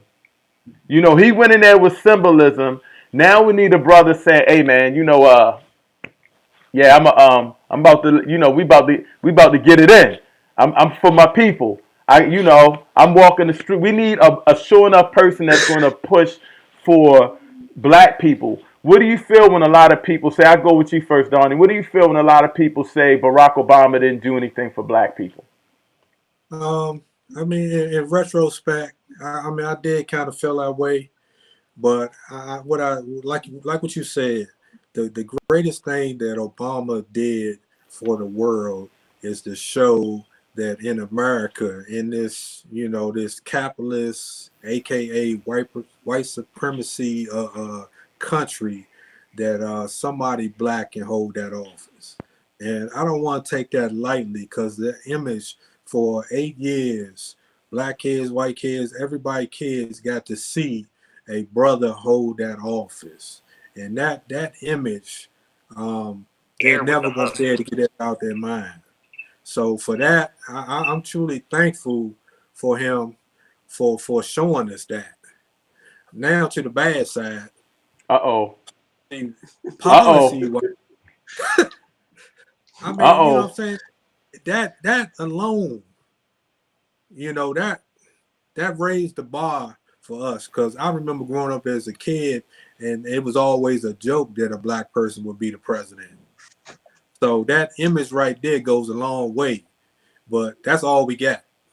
We didn't get no, he picked, when you in that office, and that's what we got to remember too when we voting. When you're the president, you only got possibly one or two issues that you can choose to hold on to and actually get through. So he pick and choose. He chose LGBTQ, ABC. He chose their rights. He got gay marriage done. He got stuff done for other groups. But the problem is, and he's not a black American descendant of slaves. He was raised by a white woman in Kansas or wherever they from, and in Hawaii, but he don't have the same he don't have that experience. His father was African straight. Well, matter of fact, he was a real African American. His father was African and his mother was white American. So yes, he was an African American, but he was not a American born descendant of slave, or was he raised that way? So why would I expect him to hold up and look out for us? He ain't in our group. His image was the best thing he could do, and I'm giving him a pass for that, because I really want to throw some gut shots, because under his administration more people died. We was out there protesting when that happened, and on his watch as the first black president, he didn't move the needle -0 against police murder and brutality. And he was the number one man. It was his watch. So he dropped the ball. So I can't respect his position in that. Now I get what he chose. He went for Obamacare and he went for gay rights, but he forgot about black people. Love the dude. I think he was a great example of swag as a man, and showing respectable. He had a wonderful family, and I think all them images was necessary. But in retrospect, substance, he was lacking when it came to us. So that's one thing I do love about Ice Cube and his plan and what he's saying. It's about, I ain't talking about minorities. I'm talking about black American descendants of slaves, and it need to be a circle box drawn around that. And anybody outside that, I wish you the best, and I hope you get everything you deserve. But we the ones that this country on our backs was created. So until they fix that problem, we're gonna continue to be in this same spot, no matter who the president is. Sister Selena, call in. It's only two people on the line. Sorry, y'all. I just hung up on it. There's nobody on the line if you want to call back in real quick before I end before I end the call out. My bad. I'll be forgetting to check the lines, and I have everybody on hold so long. So I promise if you call in right now, and I get you 877-944-8020. But call in. I know you shy. even though you did your interview with me. But if you want to call in real quick and just talk and hang up, I just want to hear your point of view. You can do that real quick, and I'll look at the line if you would like to do that. Why if she decides to do that, I wanted to ask you guys about something that a lot of people are not talking about any longer. It seems is reparations. Do you think reparations, ask for reparations, is like asking for a handout? Again, I'm a Dr. Claude Anderson guy, and he was talking about reparations and Powernomics years ago. So I understand what he meant about reparations. But a lot of people may say, I've heard them say, man, I'm not for reparations. I'm for us doing it ourselves and things of that nature. But I want everybody to understand that when we talk about reparations, we are talking about a lot of people get reparations. Reparations is meaning to repair a damage done that a government has done to a community or a culture or a country. The Indians in some way have got reparations. And here's something that Dr. Anderson, I heard him say that really messed me up. Slave owners got reparations. When they legalized slavery, and this is crazy, when they legalized slavery, they got reparations because by freeing the slaves, Lost it the hurt them. property. Yes, they got reparations. So he's saying that we could really rise if we got reparations. So what do you feel about when people say reparations is like asking for a handout we need to do for ourselves? You can go first, Jay Rich. Reparations is absolutely positively needed. When you take into account, like you said, you know what I mean, Native Americans got some form of reparations. Slave owners got reparations. We put the Japanese in internment camps and they got reparations. We put Jews in internment camps and they still get, if you knew the amount of money that is sent to Israel because of reparations, not once, but every year under the last like 12 20 presidents, something like that, since World War II, you would be pissed. And I think that the opinions that, oh, I don't think that we should get it, we should just go and work for ourselves, would quickly change if you knew the billions of dollars that get shipped from us, from your tax dollars, to building the deficit here so that we can help out a group that you know what I mean, that we didn't that didn't go through 400 years of slavery. A group that created almost every single thing that you look around and see. I mean, it is absolutely amazing when you start looking into the inventions that we have made and the patents that we were unable to get. And then Joe Blow just walks by and is like, hey, man, that's a pretty great invention. And he takes and gets a patent and he's making $1 million off it. So for all them families to be like, oh, I ain't have anything to do with slavery. No, you might not have had anything to do with slavery, but I guarantee you probably making money off that lawnmower still. That you know what I mean, that your great grandfather or uncle stole that patent, you probably making money off that light bulb that Latimer made. You probably still making money off that refrigeration. You probably still making money off these traffic lights. You making money off these cell phones. You making money off of all of these things that came from our minds, that came from our mathematics, that came from our ingenuity. Yes, I think that we need reparations, and we need it in billions and billions of dollars. We need it in land.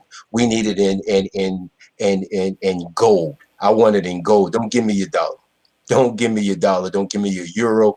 Give it to us in gold. Do we need reparations? Absolutely. They've stolen our patents. They've stolen our land. They've stolen our lives. They've stolen generations of our Hold on, brother and Jay Rich. killed them. I don't want to cut you off. We got a call, and I think it might be Sister Selena. I don't want to make her wait because I'll be forgetting the call lines. I told her to call in, and I forgot. So let me see if this is her or who we got. Three, Hold on, brother. 3735. Are you there? 373. Can you hear me? Yes. Can you turn your whatever you're listening to down? Go ahead. Go ahead. Down? All Yes. right. Yes. All right. Hold on. Yeah, I'm here. You can hear me? Yes, I got you. Can you hear me? Yeah. Okay. May I ask who's calling? Selena Rich. Oh, okay, you got in. I'm sorry, I be forgetting about people been calling. I keep forgetting to check the call lines. I know they hanging up, but I almost forgot you. But go ahead, because I know you was making a point, and I wanted to make I love our sisters. I wanted to make sure they were heard before we end. And you're so powerful. And shout out to you. And I had your book Thank somewhere you. here. I make sure I pub it before we go. Okay. Go ahead, Sister Rex. Go talk to us. Well, I've been listening to the conversation and enjoying. Okay. All right. Yeah. I wanted to come in and listen because of the situation with the Ice Cube black contract with Black America. You know where I stand because I've already made comments on it. So, I'm old school. I go back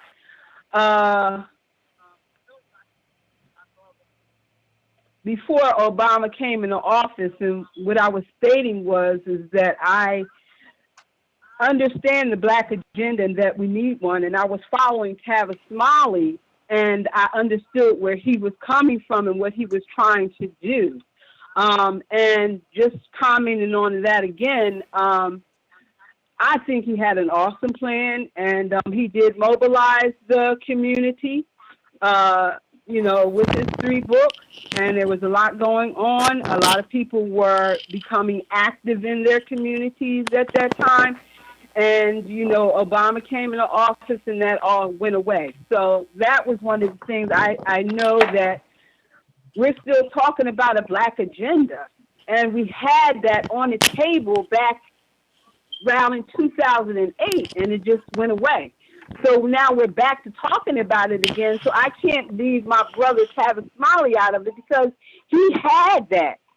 He had that plan. It didn't come to fruition because of our mentality as black people. We get distracted. We got distracted at that time and turned away from something that was very solid, a solid opportunity for us to get agenda contracts on the table for the next administration that was coming in after Bush. So a lot of people criticized him and for criticizing Obama, but we are now looking at the situation where Obama is now out of office and we're still at the bottom of the totem pole. So I am black. I want the best for black people. I love black people. Everything I do is for black people. The book you're holding up, I wrote for black people. So, I don't want to overlook a brother because he's gotten into some hot water, because it's not personal for me, it's business. And what he was doing was trying to do what everybody is talking about right now. We're back on the black agenda. And as far as Obama is concerned, we gave him a pass, and I love black people too much to give anybody a pass. We suffered too long. Our agenda needs to be on the table. I'm not looking at giving anyone a pass. So it's, it's a moot point for me.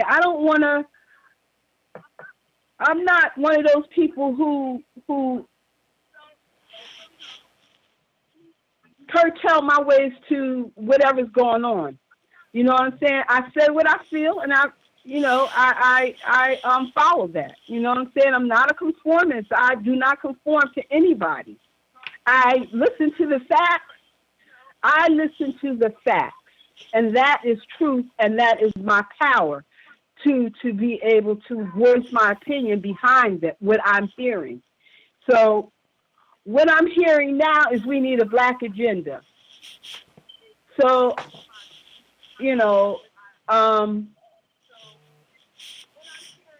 I as far as Ice Cube is concerned, I think, I don't know, because he's not a political person. I know he's dealt with people who are educated in the field or whatever, but I just feel like we could have been planned out better. I think he was premature. I think he should have waited. I think he should have mobilized, came to the, I just, when I compare it to what Tavis Smiley did, I think he had a great plan. I mean, he went to the people. He did it for 10 years. He got the leaders together. He had people, the community. I mean, I cannot overlook that. When you talk about a black agenda and what we're talking about now, I cannot leave him out. I don't care whatever he's going through in his personal life. The fact is that man had a plan, and it was a solid plan. Okay, and that's really all I have to say about it. Can I ask you a question real I quick? hope that after this election that Black people will come together and someone will mobilize us enough, because it's going to take somebody. And it could be Ice Cube. Maybe, it could be him, but it has to be somebody. Somebody has to step up and mobilize us and work within the community and lead us so we're able to come to administration and be able to present a plan, and then be able to back that up with something, if they don't do something. So, I'm just not one of those people who like to talk. I'm all about solutions. So I always look at the solution. I don't like to talk about problems. I want to know if there's a problem, what is the solution? Let's fix this.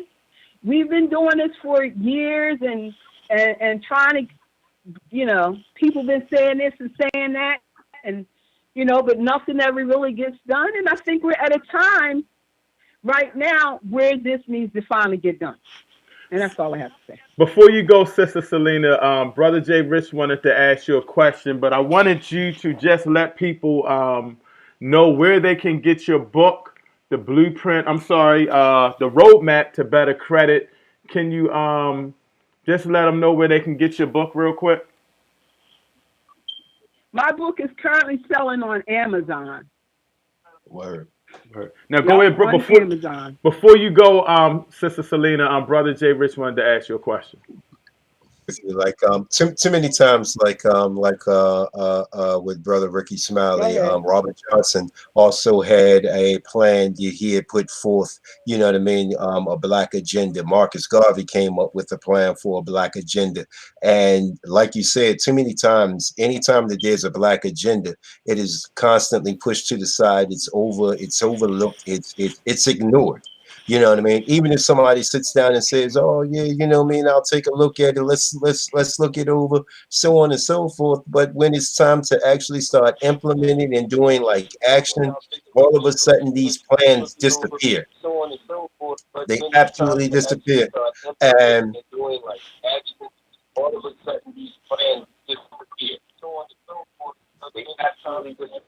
Go ahead, James. Go ahead. It's annoying. It's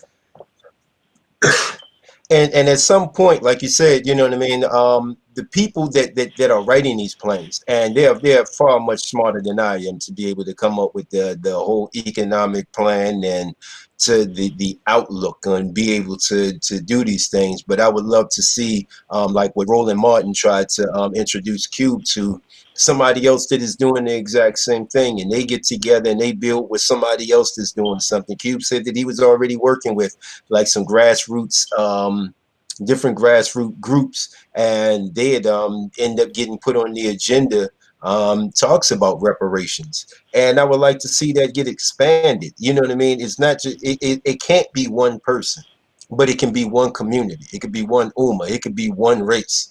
You know what I mean? It can't be one person. It has to be all of us. And we have to keep in mind that whether we agree with somebody's politics or we agree with something this and some of that, we have to stick together to get it done. Now, after we get it done, and then all of a sudden you want to be like, oh, that chick was talking behind my back, or that dude, he a snake. You can do all of that once we get it done, man. But until we get it done, man, we need to show one solid face.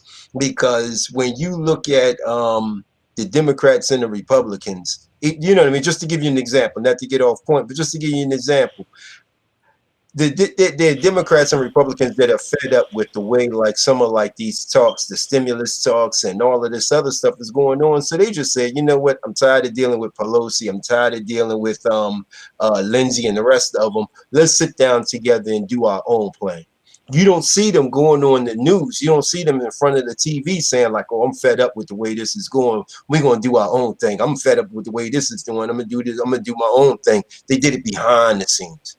They did it without saying anything to anybody. They just went on and hooked up and connected. That's the type of thing that we need to come together and do. Like, yeah, we got issues with each other. Every race has issues within their race. We got problems with each other. Yeah, every race has problems with each other. But what we need to do is show one strong face, one strong front. So whether it came from Smiley, whether it came from Cube, whether it comes from the urban society, it comes from whoever, we all need to rally behind that group and get, you know what I mean, get our people in line to be like, listen, man, we got to take this to City Hall. We got to take this to the county. We got to take this to the state. We can't wait for one person to try to put pressure on the president. We have to do it on the local level. We have to do it on the state level. We have to do it on the federal level. And I don't care whose plan it is. I don't care if it's Ricky Smiley plan. I don't care if it's, you know what I mean, whoever. We have to stick together. We have to come together with one plan, because that is one of the biggest things that they use to divide us, and being like, you don't even know what your people want. These people over here talking about they want this. And like Everett said, you know what I mean? These people talking about they want reparations, but then, you know what I mean, they'll find a Ben Carson and pull him out in front of the camera and be like, oh, no, we don't need no reparations. That's nonsense. You know what I'm saying? So I agree with you 100%. Yeah, we need to get. Yeah, go ahead. I'm sorry. Our sister Selena, I just wanted to let you close out and respond to the brother. Yeah, our sister Selena, I just want. She got a little delay. Can you hear me? Yes, we got you. Can you hear me? Yep, we got you. Okay. All right. So, yeah, I hear what Brother JRICH is saying, and I agree. What I was saying as well is that we need to have one plan. I don't care whose plan it is, but I think that if there is a plan on the table, have one plan on the table. If there's a plan on the table, and we should have looked. Did we go back and look to see if there was any other black agendas on the table? You know what I'm saying? And we should have seen who was out there and who was presenting these agendas and tried to collaborate with them, so we can all get on the same page. You can't have everybody one agenda over here, one agenda over there. It gets muddled. It gets muddled. So, we have to find a way to get on the same page, is all I got to say. Thank you so much for calling in. Thank you so much for calling in, Sister Selena. And again, please get a book. Roadmap to Better Credit. Roadmap to Better Credit. Go to Real Truth and Power. YouTube. We did a powerful interview. I'll talk to you soon. Thank you so much. Can I say something real quick before you get off? Yes, go ahead, bro. I just purchased your book. I just dropped it. I just purchased the book. Oh, okay. Go ahead, though. Go ahead. She watching. Yes. Oh, okay. Yeah, I just purchased your book off Amazon. And I agree with you. We got to come together as one. I think the problem is with us coming together and with different plans. The only thing we hear about, we don't control the media. So the only thing we hear about is what they let slide through. So I would say right now, since Ice Cube is hot and he's in the forefront right now, we should ride it out with him. It's too close to the election. So Tavis, I never heard Tavis Smiley playing, but it's like we taking a road trip from here to Baltimore. You take Route 1, I take 95, somebody else take the street route. It don't make a difference how we get here. Some of us might get here a little faster than others, but as long as we move in the right direction, and the end goal is we all trying to get to our goal. So our goal is betterment for our people. A1, African first, and everything else is secondary. Religion is secondary. Personal feelings and likes and dislikes is secondary. Everything else is secondary. And we got to start with each other, and we got to stop allowing outside influence to turn us against each other. And that's the problem. That's probably what happened to him. Because two things normally happen to you, and you just got to remember, if you're going to be a revolutionary, then they coming for you. So if you got a plan and you throw your plan out, you better know if you got anything, any dirt in your closet, they coming for it. So you gotta be careful, and we can't keep being followers and listen to everything they say on the news and believe it. So I think going forward, being on code to me means whatever they say, I believe the opposite until proven differently. If they tell me the sky is blue, I think the sky is green and the grass is blue until I learn differently. I mean, how many lies do they have to tell us before we call them a liar? They lie about everything. So, but only thing we gotta remember is unity is where we at. We ain't got to agree, but we just got to be unified. And the goal is betterment of our people and getting what it deserves. Everybody gives reparations. Everybody has gotten reparations. They giving white folks reparations in 2020. They getting reparations. The corporate welfare is reparation. Everybody gets money, but us. And it's wise. It's like, what is it, Dr. Francis Cress Weston say? I mean, That's my girl.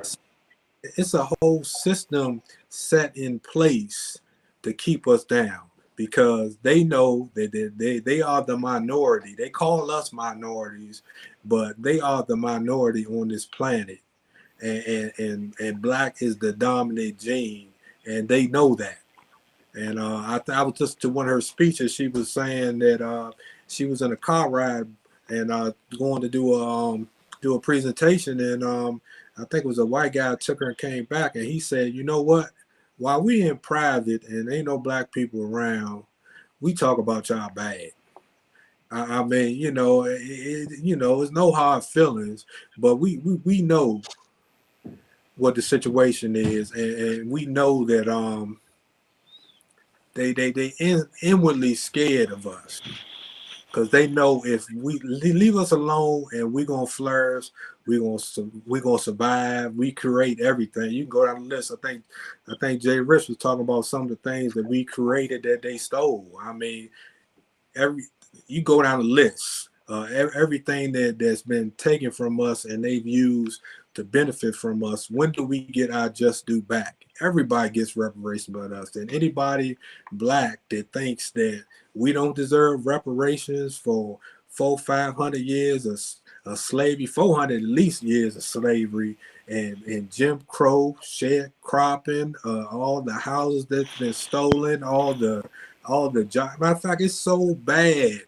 that Citibank even came out and said they lost so much money discriminating against black people that they gonna change their policy on their own and switch it up, start giving black people some more loans.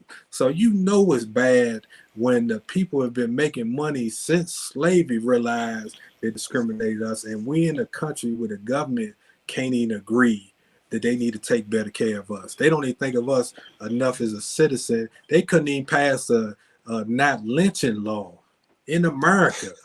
Like, Yeah. I mean, are you That's serious? crazy.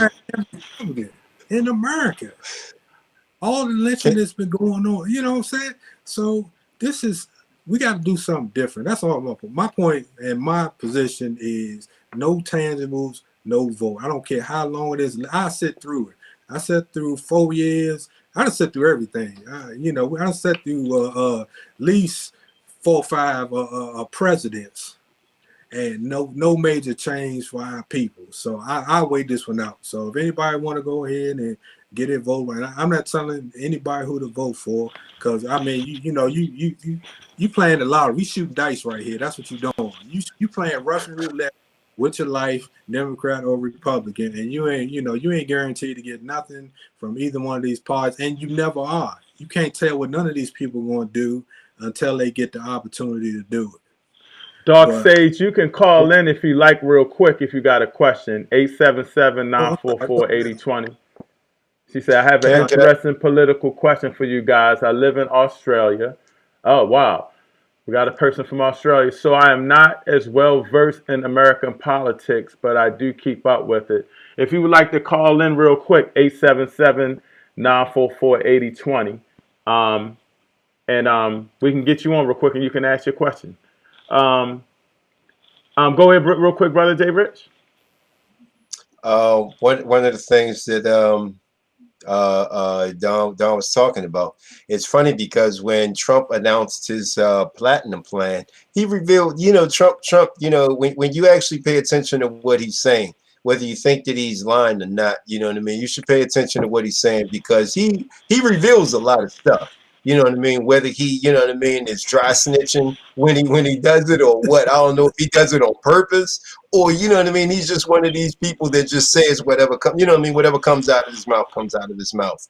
When going back to like your Citibank thing, he said that, not only would he give like the 500 billion dollars, for like the black community, he was like he will open up districts, that have been cut off to them. And my thing is like, so, you already know that we are still being discriminated against in certain sectors. You already know that we're being discriminated against, when it comes down to certain things or whatever, because you have lunch with these people, you go off with the CEOs of these banks. Hold So on, you Brother already Jay know Rich. what to do. I'm sorry to cut you off, but I'll be missing these calls and people be hanging up. Yeah. So 5299, 5299. I'm going with you right now. It's going to be a little delay. And then I see your question and I'll put that up, Dark Sage. But 5299, are you there? Greetings, family, and I'm enjoying the discussion in the program. And I just wanted to ask the guests if they believe that our solution is in our own hands. That means it depends upon what we do as African people, because reparations are an issue that we face is a numbers issue. And I heard the guest saying that we got to unite. Has anybody ever thought about let's build a unification, one brother, one sister at a time, till we get the numbers that we need to become successful in reparations and all the other issues that we face? That was my question to the guests. And this isn't Dark Sage, is it? No, this is Ross Marvin. Oh, Brother Ross. Oh, shout out to the Collective Black People Movement. I should have known your voice. Oh, my goodness. This is my spiritual advisor right here. So we got to get it in. Thank you so much for calling, Brother Ross. You want to hold on and while we talk and respond to the brothers? Yes, I'll be here. Okay, hold on. You can flow while they talking. Go ahead, Brother Jay Rich. I think that is absolutely critical that we unite. One of the biggest problems that we facing in uniting openly is that. Hold on. I got that. Go ahead. Is that we are constantly we are infiltrated more and broken up and divided more than any other group. Anytime when black people start talking about unity, and any person that tries to bring unity within our community is quickly backlashed against. He's like Donnie said, the moment you put yourself out there saying that you want to unify the black race, every single thing that you've ever done in your life is going to come to light. Every single thing that anybody in your family or that you've been associated with is going to come to light. Not only is it going to come to light, the first chance they get to kill you, they're going to kill you. The first chance they get to infiltrate you and start turning your people against you, that's exactly what they do. The first chance that they get to have like your second man and try to tell him like, hey man, start sliding money in his pocket, to take over and change the direction of whatever like that movement is going, that's exactly what it is going to do. So yes, we need unity, but we need loyalty to each other. Is the bigger, to go along with that unity, because that unity is only going to last as long as the loyalty lasts. And as we can see, if you've ever read any of like the letters, or the books that on the FBI and how they spied on Martin Luther King, writing letters to his wife telling them that, he's womanizing, he's doing this. Did the same thing to Malcolm X, our great leader, Marcus Garvey. You know what I mean? They did everything they could to destroy him, and they used the black man to destroy him. They tried to get him on, like, you know what I mean, some trumped up mail fraud charges to get him kicked out of the country. You got to, you know, every single one. Now you look at they have humiliated what was Rainbow Push? I can't even think. Reverend Jesse Jackson. They done threw his son in jail. I can't think of Reverend Al Sharpton. They've tried to kick him down, and you know, every single black man or black woman, you know what I mean, that has ever stood up and gotten any traction and bringing our people together, they have done everything that they could. If they haven't killed them, they have made them flee the country down to Havana. Hello, they have put them in jail. They've tried to censor them online. They had to run over to Africa. I mean, the list goes on. I mean, there are hundreds of our own race soldiers that we can talk about that have stood up. You know what I mean? Just take the Black Panthers. You know what I mean? And just in general, they just said defend yourselves. They started up a clothing, you know what I mean, community clothing.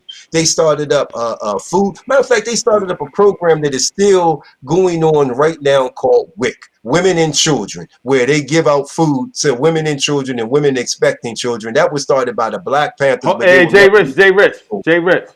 Hold on, brother. My mother-in-law used to work for WIC. Watch yourself. Watch yourself, Hey, brother. I don't have a problem with WIC. I'm just saying that whenever we try to I'm just unite, playing. the I'm just the playing. government, they come in and they infiltrate and they try to tear us apart. You know Hold what I on, before mean? I We get need brother unity Ron, and loyalty. before I get, because he's on a delay, so I had to mute him so he could hear and Yeah. listen. I got to work on that. I wanted to get Donnie to respond to what he was saying about, you know, thinking about us building and uniting, but and go into that, brother Donnie. Yeah, I think we need to understand, and we gotta break it back down to the most simplest terms. We need to understand what it means to be unified. What does it mean to be B1, or I say A1, African first? What does it mean?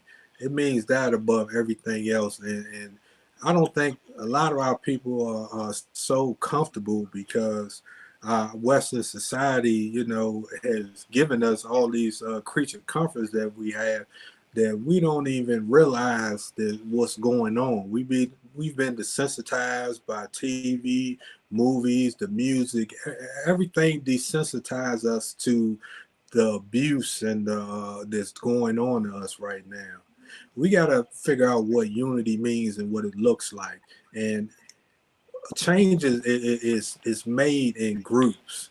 We can't make it as individuals and think we're gonna make global change. We got to join a group. It could be sort of, I don't know, your Boy Scout group, whatever your group is, and they on they A1, whatever that group is, you need to join it, and these groups need to collaborate together to come together as one. And we need to get one simple goal of Black power, Black unity, Black empowerment. There you go, Black empowerment. We all need to come under a umbrella of that so that we can rise and forget the tribalism, you know, because that's what we get caught up in. We get caught up in the little groups of tribalism. I belong to this. I'm under Tavis Smiley. I'm under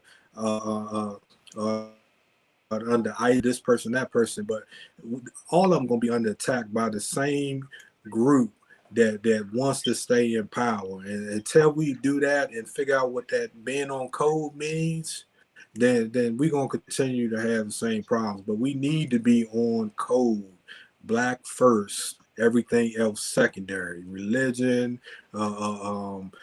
political party, everything, sexual orientation, everything. It shouldn't be no division in there, because if you Black and you gay, you underneath our wing too. You Black. We don't. It shouldn't be no division in there what we have to worry about, because we also fighting them. Now we fighting the LGBT group that's taking over the minority status when they already part of being Black. If you Black, you Black. So we got too many down issues when the main issue is being Black is under attack. So we need to figure out how we gonna focus on that. I lost Brother Roz, probably on Brother J Rich because he's so long-winded. And Brother Roz, Brother J Rich is a member of the Collective Black People Movement. Brother Roz, for all those that don't know, we stream on a couple of YouTube channels. We stream on the UNIA-ACL Atlanta 421. We stream on Real Truth and Power, and we stream on the Collective Black People Movement. We are all members of the Collective Black People Movement. I suggest you go to Collective Black People Movement, Google it, become a member, and we are uniting people and taking their skills and talents and putting them to use for black people. So shout out to Brother Roz. You know, he drops knowledge and then he dips out on us real quick and lets us think about things. My spiritual advisor, I love you, Brother Roz. I got to call you later on, too. I forgot to hit you this week. I wanted to touch base with Dark Sage. Said he had, I believe, I'm not sure if it's a male or female. Simple question. Should America move towards a multi-party system like we have over here? I wish you would call because I would like to know what you got over there in Australia. I, for one, think Mr. Hawkins and Ms. Jurgensen should be represented with Biden and Mr. Trump as a challenge to the labor and conservative platforms over there. Brother Jay Rich, now I'll go with you, Brother Donnie. You want to tackle that first? Yeah, I think it needs to be more parties, which is the problem. As long as we dealing with a two-party system, you know, we dealing with two wings of the same bird. I mean, they the same party. They both got together years ago and decided to squeeze out any other party to even have a chance to even be on the debates or anything else. So these two parties are working together, if you know it or not, and they make sure that nobody else gets a chance. So we go back every 4 to 8 years dealing with one half of this coin to the other half of the coin, and they have us fighting in the middle. So we definitely need another party. There is another a group of people that's working on a party. I think it's a new party, something movement that I've been watching, and they have I forgot the name of the party, but I'll find it out. But it's a party where they, you know, people getting tired and they looking for another alternative. So we definitely need another party in this. I say more than one. It needs to be way more than one party added to this system so we can get fairness. So yes, I agree, and I think we do need to have more parties in this. And Dark Sage, go to that website too, Collective Black People Movement. I put the link up there. We need some powerful people over there in Australia. So that would be great for you to just check us out if you're black. I'm assuming that you are black. I didn't think of that, but I'm assuming that you are black. And if so, it's for a black organization only. But if you are black, definitely go check that out. Brother Jay Rich, go ahead. You want to flow on Dark Sage 9117's question? Doc Sage, this is what I've been talking about the whole time. The two people that he is referring to are from the Green Party. those are the candidates to represent the Green Party. That's why I started laughing when I see like the question. Absolutely, positively, we need more. We need more parties. When you look at like the Republicans and how they're broken down, and you're looking at the Democrats, you could probably get about 3 or 4 other parties outside of both of them. You know what I mean? This person is a moderate liberal. This person is a moderate conservative. This is an ultra conservative. This person is just conservative. We could probably have like 8 parties right about now, to be honest with you. Yeah, I think that we need more. We need definitely need more choices. We absolutely need more choices. And the same Democratic Party that takes donations from Coca-Cola. The Republicans take money from Coca-Cola. The same ones that take money from Google take money from Google. They have the exact same funding. These people fund it, like Donnie said, man. It's 2 parties. It's really just one because the left and right wing are the same bird. There's one party. Wow, that was powerful. Movement for a People's Party is the name of that other one that they started. Say that book again, Donnie. The Movement for a People's Party. and it's another organization that's coming up. They got a pretty progressive platform. They just don't have enough for black people in it. All right. It's better, still better than the two we got. Before we close out, I wanted to touch bases on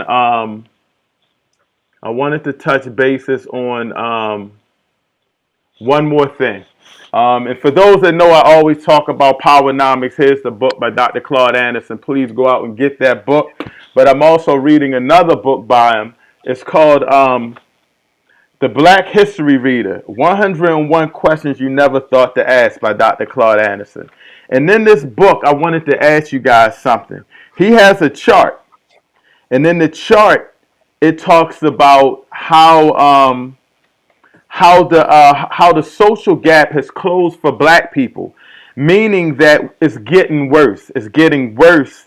And he has a chart. I don't know if you guys can see it in this chart, but in the chart he shows that Asian people, non-Hispanic whites, Hispanics, any other race that have come over here, Chinese, have come over here from 1967 to 2014. Their overall wealth has multiplied. The average blacks are 35,000 a year. Hispanics have passed blacks and are 42,000. Non-Hispanic whites is 60,000, and the Asian community is 74,000. So I want to ask you, brothers, real quick. People coming over here as immigrants, and we're not even immigrants, and they're doing better than us now. The we need to do to change that. I'll start with you, brother JRICH. You should finish with him. I've listened. All right, I'll keep it quick. I've watched a lot of his videos. Unfortunately, I've not read any of his books, but I am reading a book called Wealth, Poverty, and Politics by another economist, Thomas Sowell.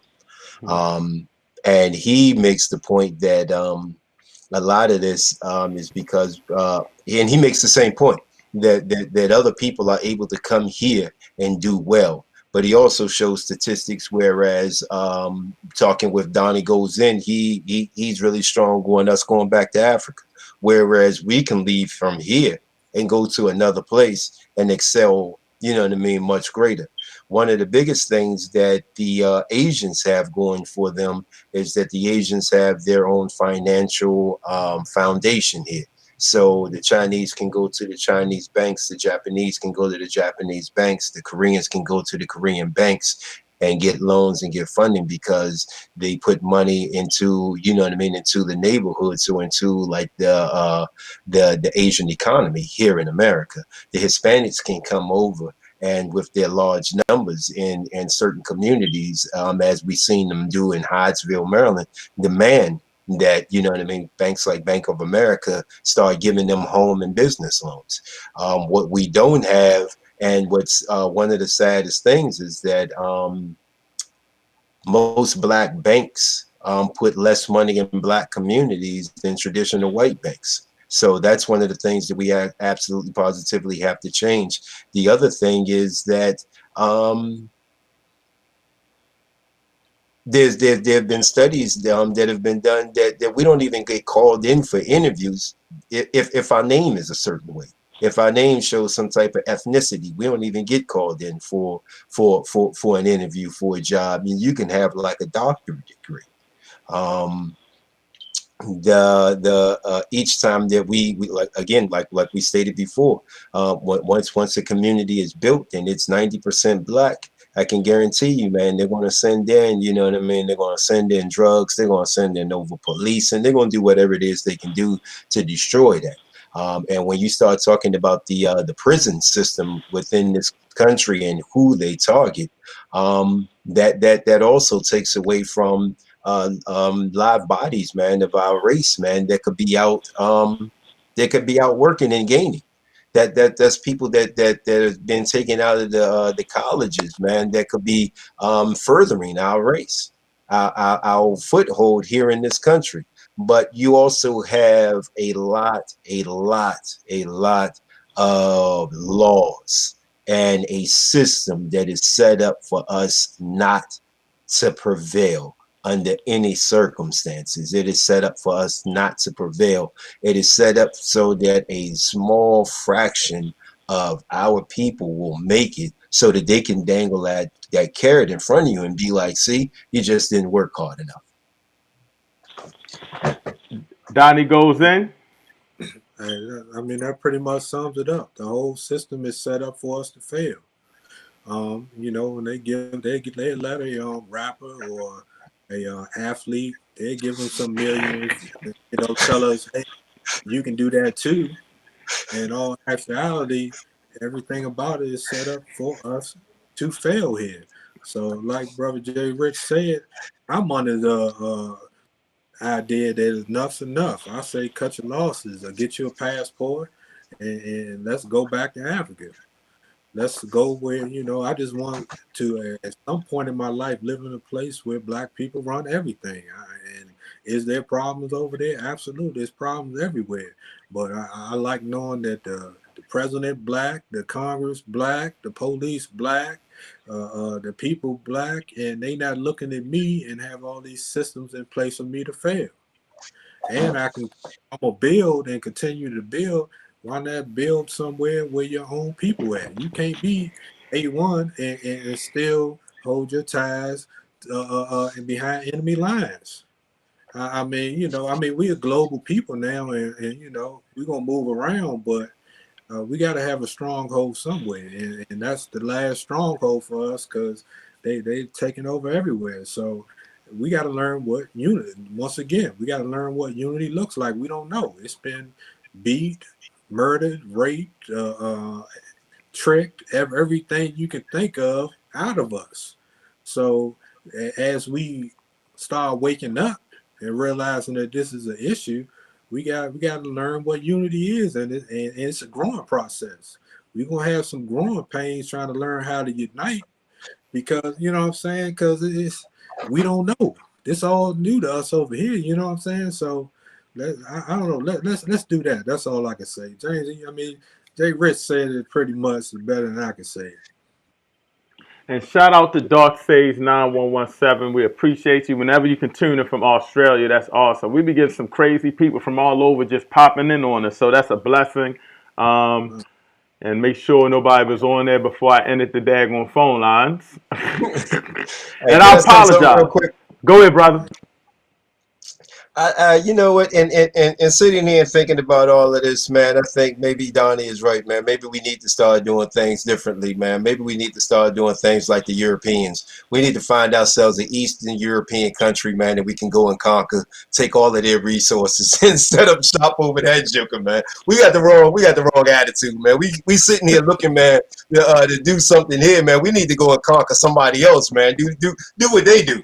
We got the wrong attitude. We need to go take over a country with some resources, and then make them pay us for their resources. That's what we need to do. Yeah. You know what? And going back to what Brother Ross Marvin said, that's a great idea. But if we can't unify, we'll be ready to go to war, and brothers and sisters be rolling out on You be holding that gun on the front line and look back, and they retreating on you, brother. So we gotta stay unified. We gotta stay unified for the cause, or you know, all of this talk is is something. It's something. But listen, my ribs is touching, as Brother JRICH would say. I'm thinking about dinner. This is a powerful show. Before we close out, I want to try to play this video just to support Dr. Ma'at if I can, on her new series that's coming out. But let me see if I can play it. Hopefully I can. I always be messing up, and then I'll let y'all close out. And I might not be able to. Hold on one second.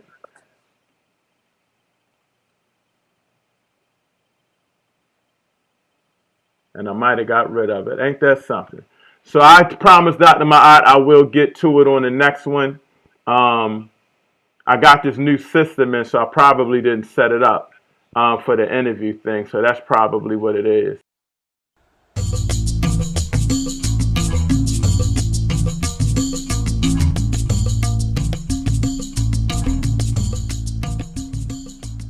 In order to have a future, This is Sister you Tammy. have to know your past.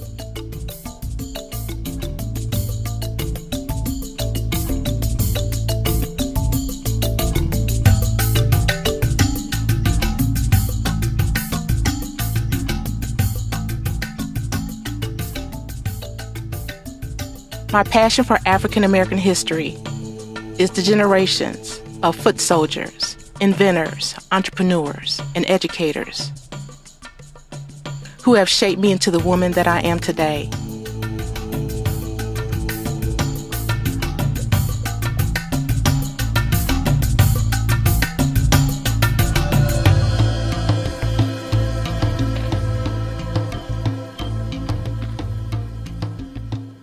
From the motherland to my beautiful city, Chicago, and around the world, as a travel historian, it's my obligation to honor and educate about the contributions of African Americans who have built this country.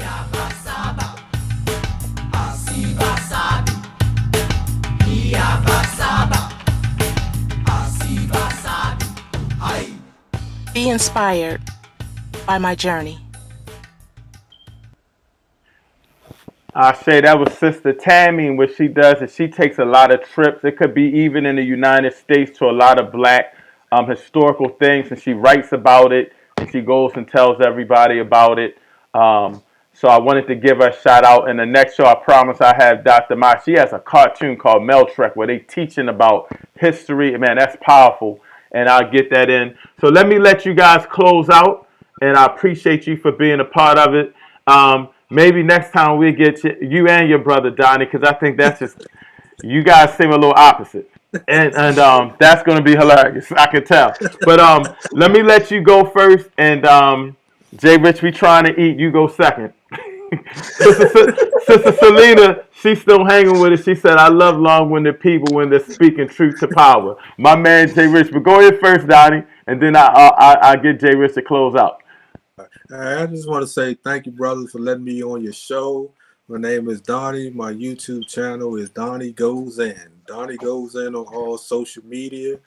I think to keep it short and simple, the problem and the solution is the same thing: unity. Lack of unity, and what we need is unity.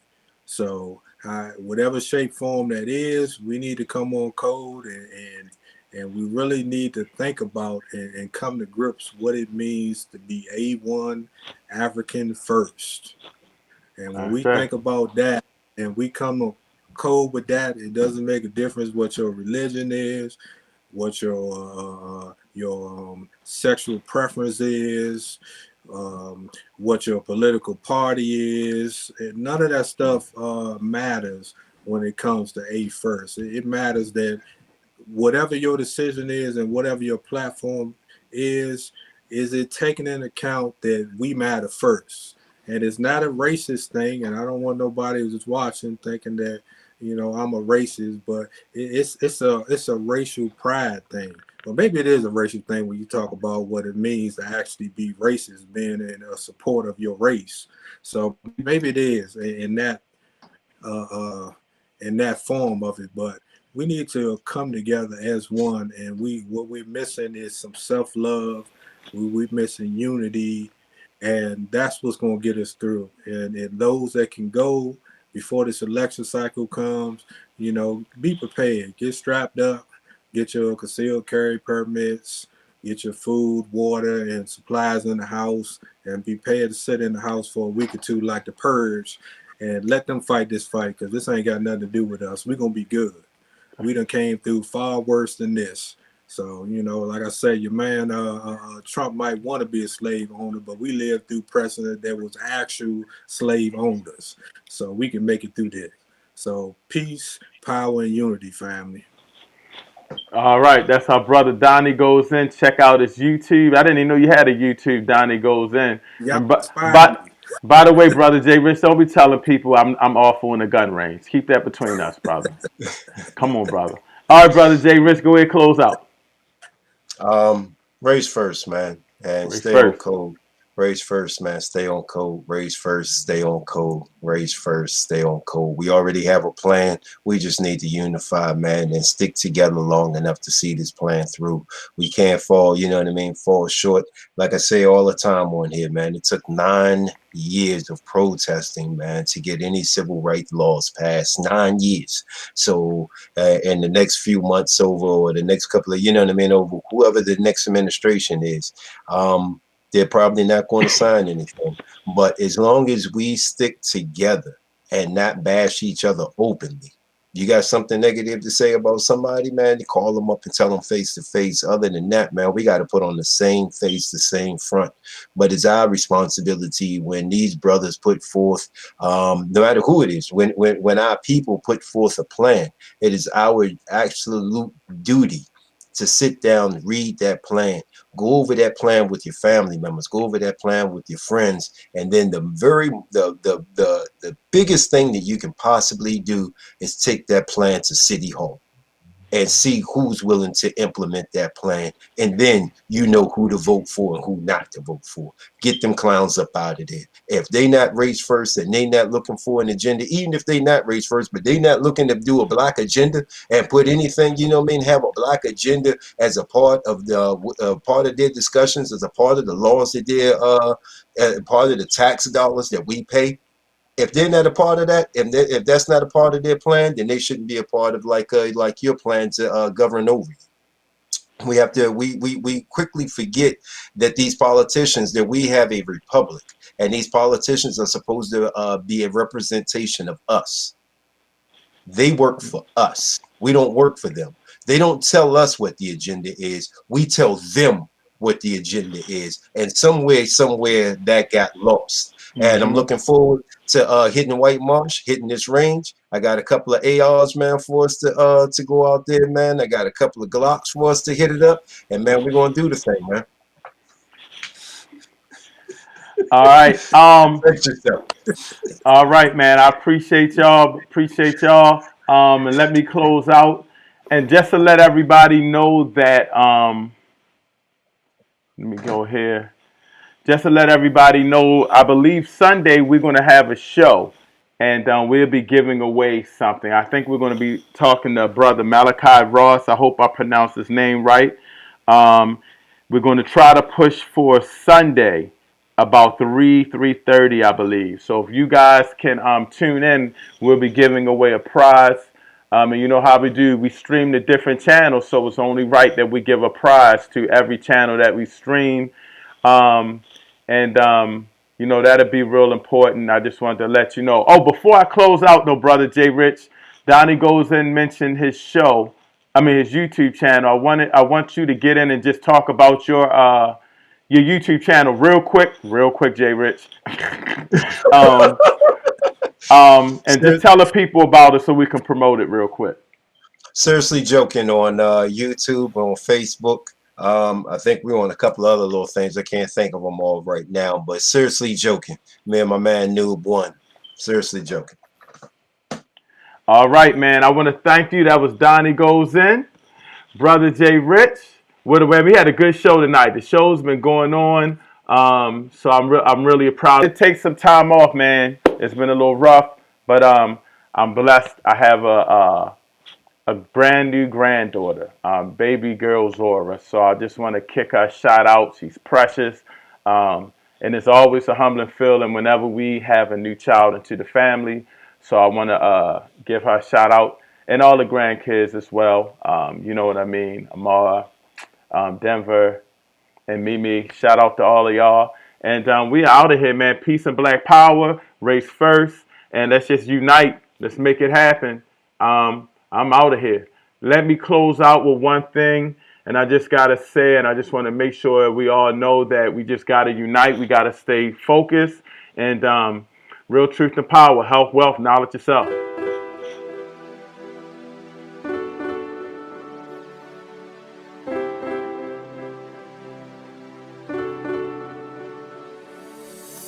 Real truth and power, health, wealth.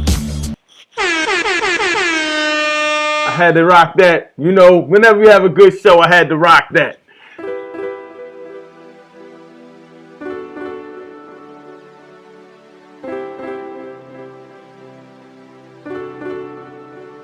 Hotep.